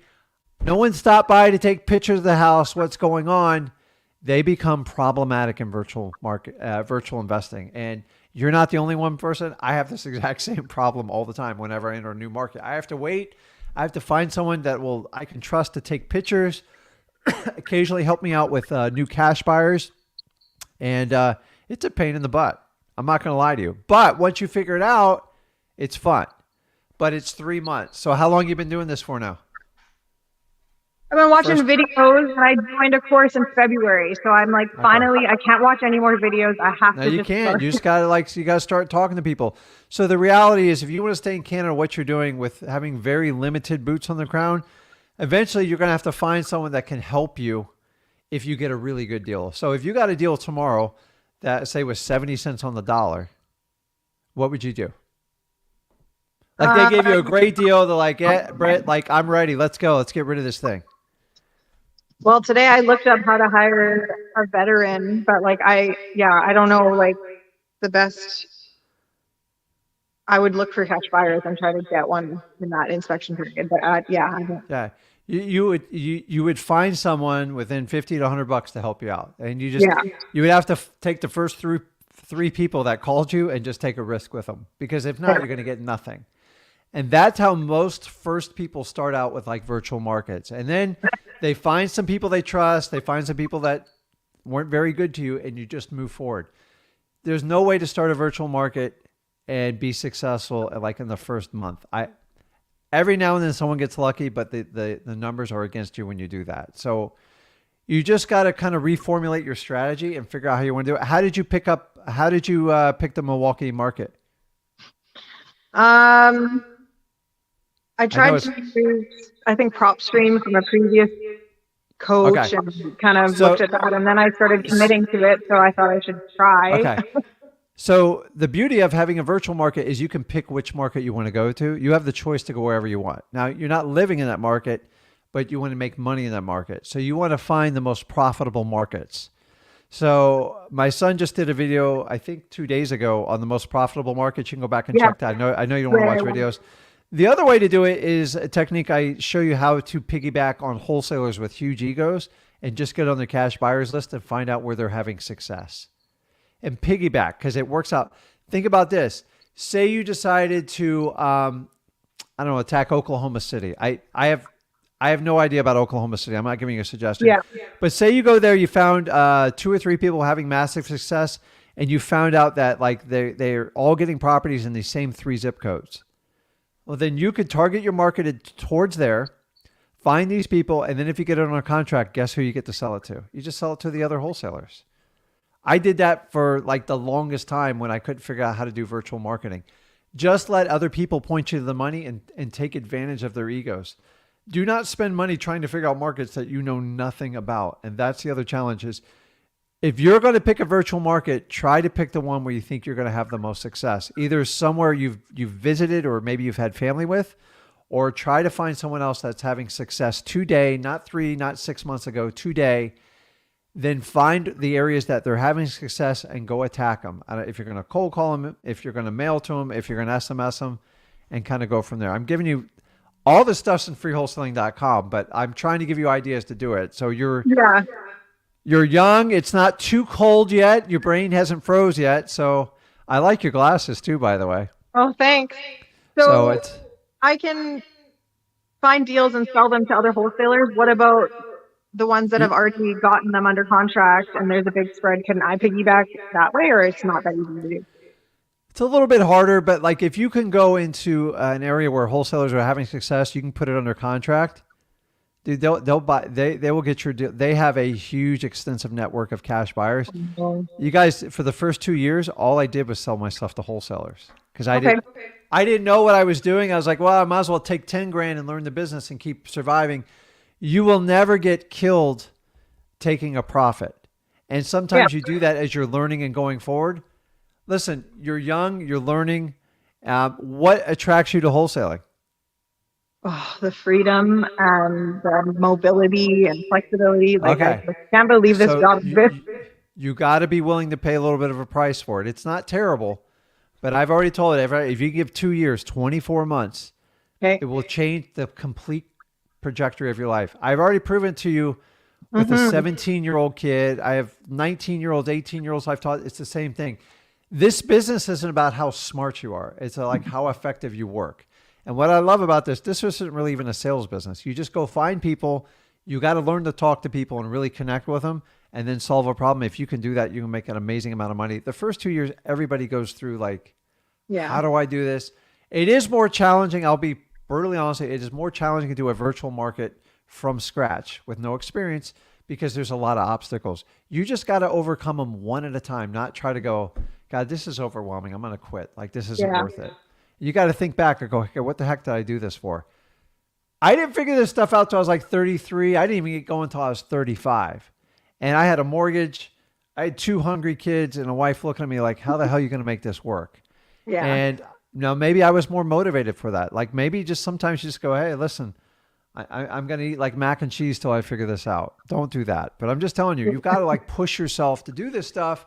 I understand just 2 years, 24 months, it goes by fast. When you get older, guys, it goes even faster. So enjoy the journey. It's a pain in the butt, but like when you overcome it, it's like the best feeling in the world. And then you can give back to your family, whatever you decide to do. You go on trips all over the world and do whatever you want because you can operate this business from anywhere. If you can figure it out now, you can do it anywhere. And honestly, you could pick one virtual market and have success. You could do 2 or 3. And I have someone I taught this business about 3 years ago, super guy out of, I think he is, it's not San Diego. I think it's like Long Beach or something. And he does somewhere all the way down in the South. And we have conversations. I just can't believe how much money the guy's making. And like, he was doing the same conversation you were, the exact same conversation. I'm just like, I told him, I go, you're going to be a beast one day. And he struggled horribly his first 6 months. And then around 7th, 8th month, he's like, okay, I figured it out. I go, I told you it'd take 3 months. He's like, yeah, I didn't believe you, Lo. I'm like, okay. So you experience it. So you got to go through the journey. I would Yeah. spend more time in freewholesaling.com, and then I would research the markets you want to penetrate, because you can go anywhere you want. So you might as well pick the most effective one. Find another wholesaler having success that can't stop bragging, get on their cash buyers list, and in 48 hours, you'll figure out exactly where the best deals are being harvested today. And then you make a decision if you want to go and attack in that market, okay? Okay. So I'm glad you pulled over and nobody got killed. Thank you. Can I ask one more? Yeah, shoot. Realtors, when they're like, what are you looking for? I'd love to help you. Do I just say, oh, well, I'm actually a wholesaler. So do you work with wholesalers? Like, how do I? Okay, so if you're going to work with a realtor, lose the word wholesaler. Okay. Because they all have a preconceived notion of how you're going to screw them. Yeah. All realtors here, listen, this is a true story. Any type of realtor school that realtors go through, they're taught to be realtors. Like, I don't blame them. Like, and Yeah. so when it comes to like all realty contracts have a section in it because they're approved by each state and they're the bar association. Is this contract assignable or not? Like, there's different variations of it. Do you know in almost 90% of the realtor schools, all the instructors teach them, make sure you never have an assignable contract because you're winding up getting a wholesaler and your life's going to be hell. That's what they tell them. So the minute you go, hey, I'm a wholesaler, like, oh God, this is the person they told me about in school I need to avoid. Yeah. So don't give them a preconceived notion. I buy houses for cash. And here's what I do with realtors. If you ever have a house you come across and it's funky, like meaning it's going to need repairs and you need to get it up, give me a call because I have a way where I can actually buy that house and pay you your full commissions. Let me know if that's something of interest. You don't need to call me every day. You don't even have to call me every month. Just call me when it comes up and give me a chance. And I'll pay you your full commissions. All they want to hear is that you're going to pay them. So many investors waste realtors' time. Yeah. I did it a little bit in the beginning, so I'm guilty of it too. Now I have a complete different perspective because I get a lot of deals from realtors. I'm very respectful of the time. There is a time and place for everything. If you go to a realtor and try to explain why you're a kick-ass wholesaler and why you have to learn how wholesalers work, they don't care. Okay. What's in it for me? That's all they care about, right? That's what most people are. This is the reality. So give them what they want. I'm going to pay your commissions. Find a property that you can't sell that needs some love. And if we can strike a deal, I'll pay cash for it and pay you your full commissions. They typically go like this. Well, Britt, if you fix it up, can I relist it? Mm-hmm. Let's do a deal and let's see how that works out. I can't promise that, but I promise to pay you your full commissions. The minute you commit to that, they will beat you to a pulp. And I go, if you behave and you can get me a buyer that will pay full price, I 100% I would do that. And that's it. I never give them an exclusive listing because I want everyone to go fight and get me the best price for the property. But remember, that's when we go to retail. We're talking about wholesaling. So typically you're going to buy the property, make sure the realtor gets paid their full commission, and then you harvest your profit, and then everybody's happy. And that's how you do it. Do not tell the realtor I'm a wholesaler because they're going to discount you immediately. Yeah. Worst case scenario, if they ask what you do, it's like, I'm a person who buys houses for cash. You ever met someone like that? Yeah. And they're going, yeah, I have it. I go, no, I thought you guys were like an anomaly. I didn't even know you guys existed. It's amazing. So, So if pay their closing costs, is that something I would actually like pay out of my assignment fee, or that would be the buyer's? Like, how does that? Yeah.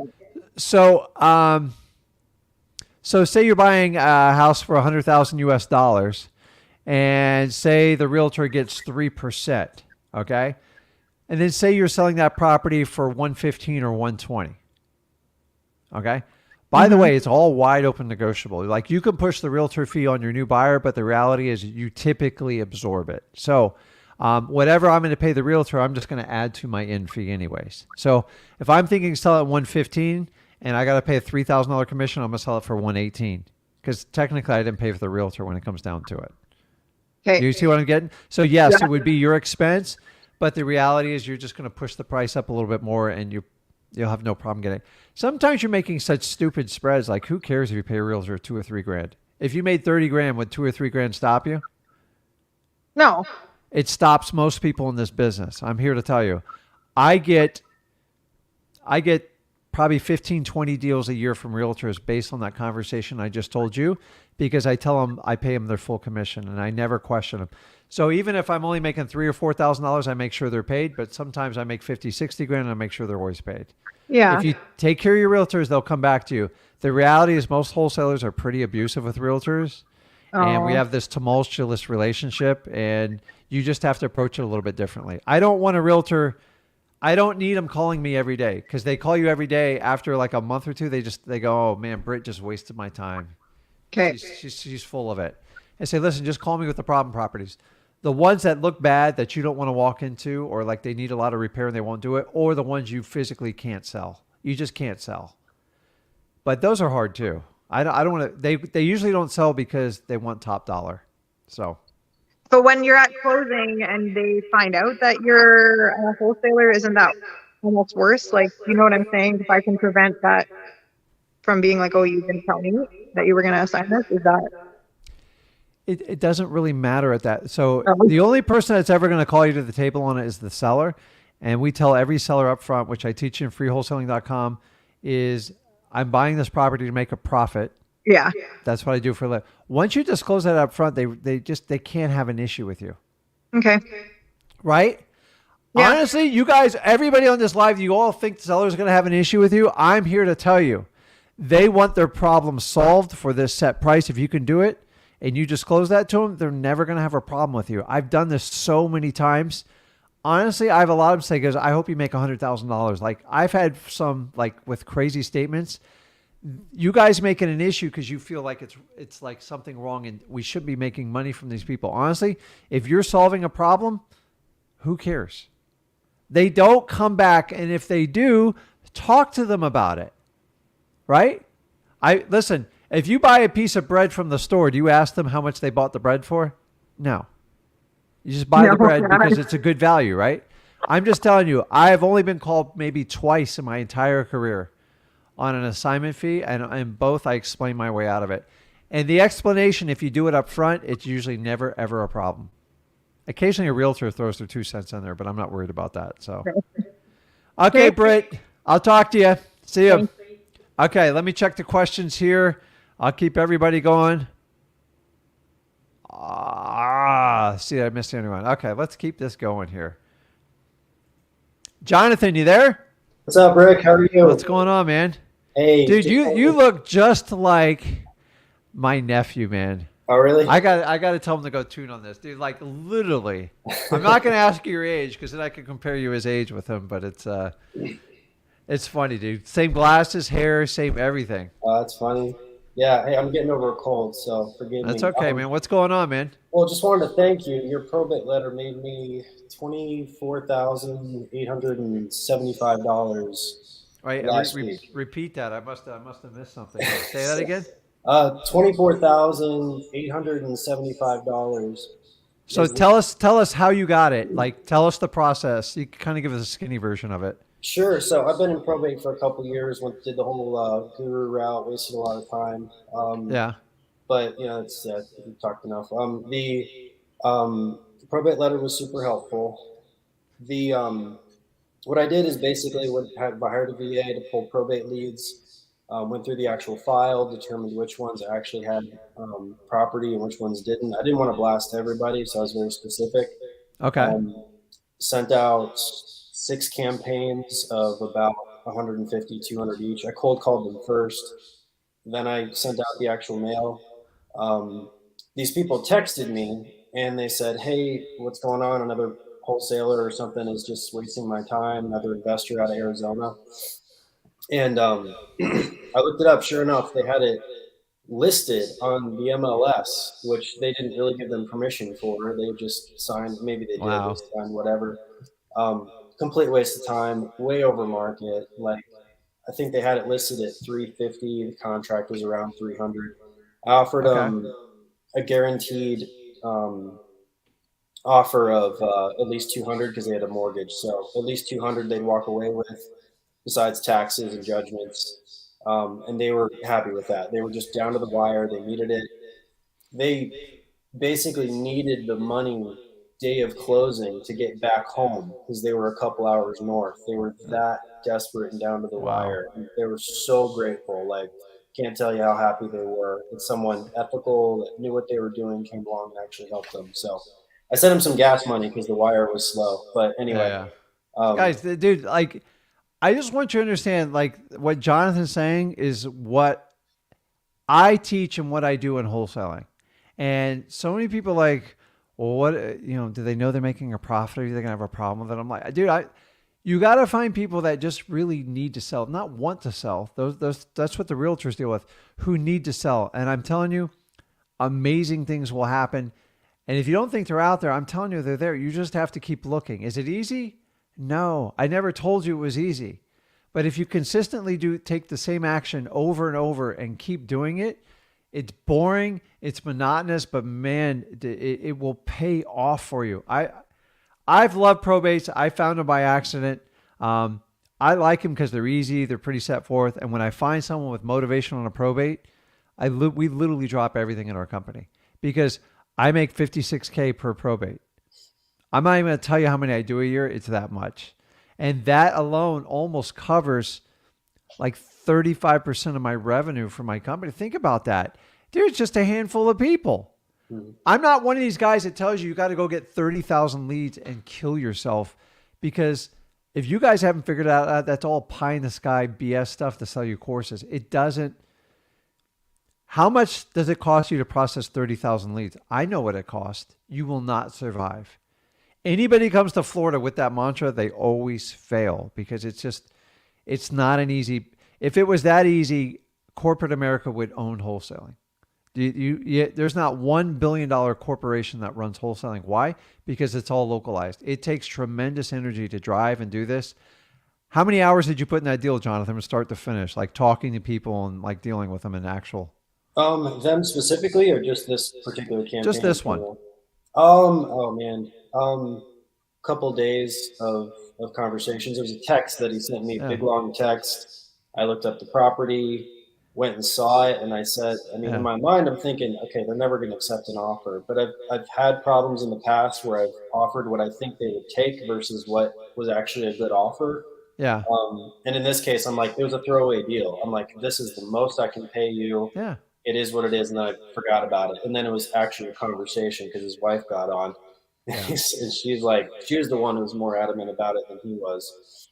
And I get that a lot. Sometimes you deal with one party in the transaction and they're like, they kind of poker face you even though they need to sell. Yeah. And then the other one gets hold of it like, are you crazy? Take his offer. Like, we need to move on. And that's one of the reasons why, if you have a motivated seller and you've met with them, at some point you should give everybody an offer. Because at one point, I used a technique where I used to mail everybody an offer after we did it. Like, we were just a follow-up, like a week later we'd do it. And then another week we'd send it. And 10% of them would call us to refire the deal back up. I got a little bit different process but I'm just saying, if you guys never make an offer because they never got past the verbal, even if you get a verbal like Jonathan did, submit it. Sometimes the husband will turn it down, but the wife goes, we got to move forward. Like, I haven't paid the mortgage in 4 months. I got no more money left. We got to move. So you want to open up that journey. Can you tell me a little bit about your journey before? Like, you used my letter, like good and bad. Like, the reason is, it's not for me. It's so people understand. By the way, guys, I got no problem when you guys hire people for gurus. I'm just trying to save you the pain of the reality of like the guru business. Most of it is, it's super sexy. It's so easy. Follow me.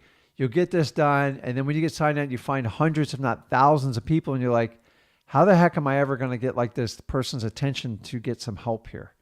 So can you help guide us through? Because you've obviously been the majority. I don't, dude, I've paid people. I've already told you that. Like, I just find for beginning wholesaling is the most convoluted like mind field you have to go through.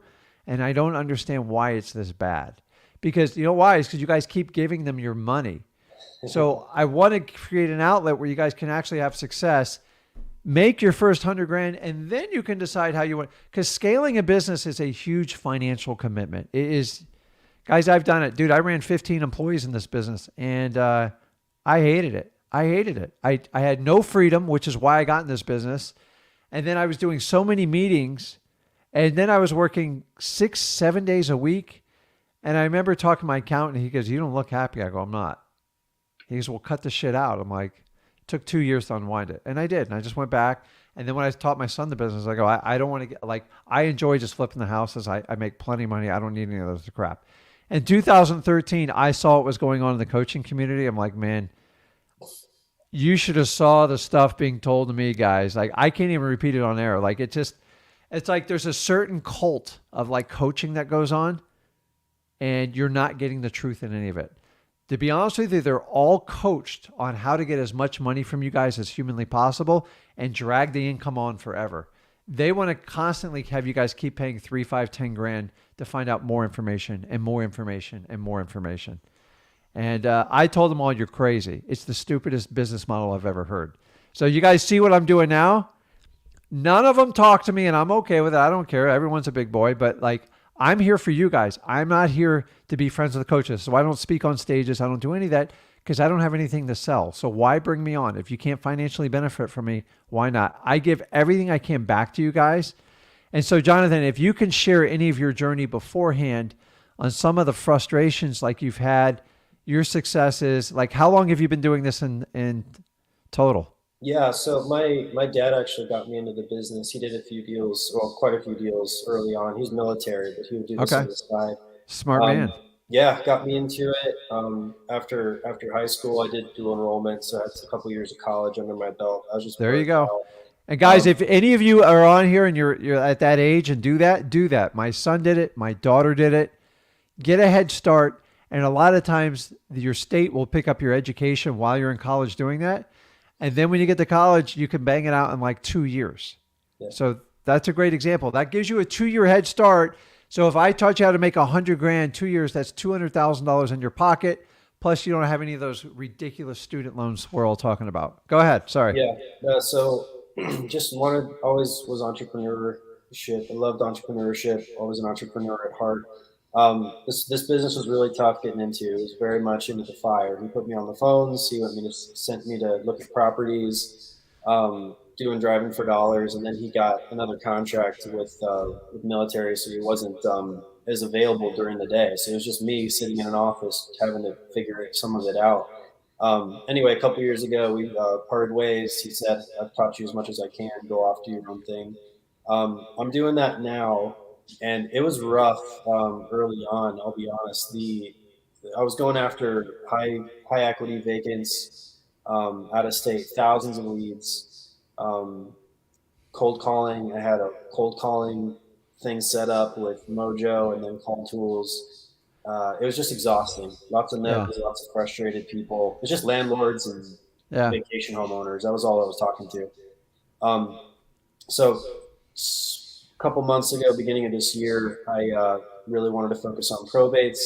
Started pulling the very specific probates within an area. Built an entire offer, like Google Earth the picture of the property, pulled the comps, estimated stuff, sent them an actual offer in the mail with a contract. Didn't work. It was too tedious. Found your letter. Started figuring out stuff with the county. I'm in Hillsborough, so it's a pretty competitive area. Oh yeah. But I mean, there's deals everywhere. So pulled about 1,200 probate leads. Called them first through Call Tools, had them skip trace, called them. Those that didn't pick up, I sent them a letter, your letter. And then, just got a few. The few calls I got back were either explaining the situation, thank you for the letter. They were listing leads because I'm licensed as well, which, I mean, again, 3,000 or 4,000 on a sale versus 20, 30, it's kind of a waste of time, it seems. So far I've got that one. I've got another closing in about 3 weeks from the cold calling, which that'll be about 27. I have a few questions for you, and a lot of them are very specific, but I don't want to. I know you got other people to get to, so I don't want to spend too much time. Let's do this. If you, I will be on Monday night. If you jump on there, I'll be happy to help them because I get a little bit more time. Sure. I got a couple more people I got to help out here. But dude, guys, how old are you, Jonathan? 26. Okay. So he's doing an amazing job. you're doing exactly what I teach in probates. He he taught you how to basically cold call them and how to mail them. And honestly, if you just do that, it works really well. If you want to do the sticky note and like really ramp it up and you got the ability to do it, it works well. And then I provide you that template letter in freewholesaling.com. So you don't have to reinvent the wheel. I just ask you guys change the letter up a little bit so we're all not sending out the same letter, because that's my biggest fear with it. And if I see that, I will take the letter down, because I was so effective in my local market. Every realtor, every investor copied me, and I had to stop it for a while. So now I've got 7 different variations, and I rotate them, and but they work very well. So, dude, keep doing what you're doing, man. Like you have so much stuff in front of you. Like, it's an amazing, and make sure you thank your father for the for him getting you in this business. So I love it. Let's talk Monday, and I'll update you. I'll answer all those questions. Okay. Awesome. I'll see you then. Okay. Thanks, man. Okay. Kia, you there? Kia. Yes, I'm here. Hey, how you doing? I didn't forget about you. Relax. Okay, great. I'm sorry. I was on the phone with a seller actually. Awesome. Awesome. So what can I help you out with? Okay, so I talked to Zach before, but I never talked to you. And I just want to say thank you for everything that you do. No problem. I appreciate it. Thank Yeah, you. you're awesome. Okay. So I've been going after probates off and on for about a year now, and I came across your letter, and I sent out my first mail campaign a few months ago. Okay. And I've been getting callbacks from sellers, and I've also been following up with calls. Awesome. Yes. So my question is, I'm sorry, I have a few of them. Let's go. Okay, Come on. I'm in 2 hours here. I want to I help know. people out. Let's Yes. go. When you're going under contract, do you have to, does each heir have to sign in a separate contract, or do they all sign one contract? So technically, sometimes states' laws are a little bit different, but the personal representative or the executor should sign the contract. It makes it valid. If you want to put the heirs on it, it makes it even more airtight. And at the closing, the personal representative and all the heirs have to sign the deed and the closing documents. So initially, you only have to have the executor of the will sign it, but I've had them all sign it. Sometimes you get validity having everybody sign and they all think they're committed, but it's not required. But I've had people change their mind, unfortunately. So the executor signs the contract, and then the heirs have to talk to the title company and then stay in touch with your title company, because if they can't get a hold of the heirs and like a week or two's gone by and say you're trying to close it in 30 days, that could be problematic, and you have to get involved to help chase those people down. Okay, I understand. All right, so I'll Okay. make this quick. My next question is, so I have a probate lead that is also in pre-foreclosure, Okay. and the auction date is set for October 4th. It's coming fast. Yes. Do you think it's worth going after, or how, Do you have a signed contract already? I do not have a signed contract. One of the heirs has the keys to the property, and she doesn't want to show it. She's posing challenges. Why would she post challenge? She's getting ready to lose it to an auction. Yeah, it's set for October 4th, and they just got her to sign the actual application to initiate the probate process. So it's not even. Is there any equity left in the deal? Like, do you know how much she owes against it? I haven't gotten that far in my research yet. So you can listen. If you don't know how to do it, go over to your title company you work with, or call them and ask them just to kind of run some numbers. And sometimes they owe $200,000 against a property that's only worth like $150. I wouldn't even waste your time. If they're already fighting you and stuff like that, they're within 30 days. The odds are slim you're going to put a deal together. But every now and then, like say it's a $200,000 house, and it was like a little $50,000 mortgage, then that would be one I would pull out all the stops. But you do have to have a cooperative seller. And if you don't have a cooperative seller that's motivated, there's nothing you can do. Okay. And honestly, when it gets within 30 days of an auction, it is hard to stop that auction. Okay. It takes like an incredible attorney to like write letters and orders, and all that stuff costs money. As I understand. Okay. So I would say it's a very low probability, but run it by your title company and see. They can open up the foreclosure. You can technically do it too. You can search their name in the court case, and you'll see how much the bank's asking for, and then look at the value of the property and see if it even makes sense. Okay, so here in Georgia, we work with attorneys for title companies. So, Okay. and I'm pretty sure they're going to charge for a fee like that. Do you recommend I call like maybe the actual mortgage company to get that information? They won't give it to you. I guarantee you. So just pull up the court records. Like Pull you up can the- go in and do a search, get the seller's last name and put in there. It's anything with foreclosure is extreme public record. You don't have to pay anyone to do this. Odds are it's probably not going to be the deal. So do your due diligence just to see. Every now and then one comes across and they got $100,000 sitting in it. I'm like, because when they go to auction, they're not going to get much. They might get some money on the back end, but they're going to get hammered. So, Okay. but odds are they're against you. You probably got about a 10-15% probability of that making it work, in my Okay. experience. Okay. Okay. thank But don't discount it. Take a look at it. If you don't have to get in a car or drive anywhere, you can sit in the comfort of your home and look on a computer. It's a great exercise for you to learn. It's not worth hiring an attorney for that. Okay, I understand. Thank you so much. Okay, awesome. Okay, Kia, I appreciate it, guys. That about wraps it up. So do me a favor, go and make sure you guys are subscribed to my YouTube channel, Rick Ginn. Make sure you subscribe to Zach's. We release exclusive content on each channel, and I want to be able to share it with you guys, and that way you guys can decipher the information. You get it from the young guy, you get it from the old guy, whatever you want. I hope the Probates was helpful. Guys, a lot of you are having massive success with Probates. The ones that are doing it, they're going out and getting it. You are no different than me or any of those people that come on this show. I want you guys to be successful. Go over to freewholesaling.com. Go ahead and get registered there. There's no fees for anything, and happy to help you in this business. Zach will be on Sunday night at 10 p.m. Eastern, right about when I go to bed.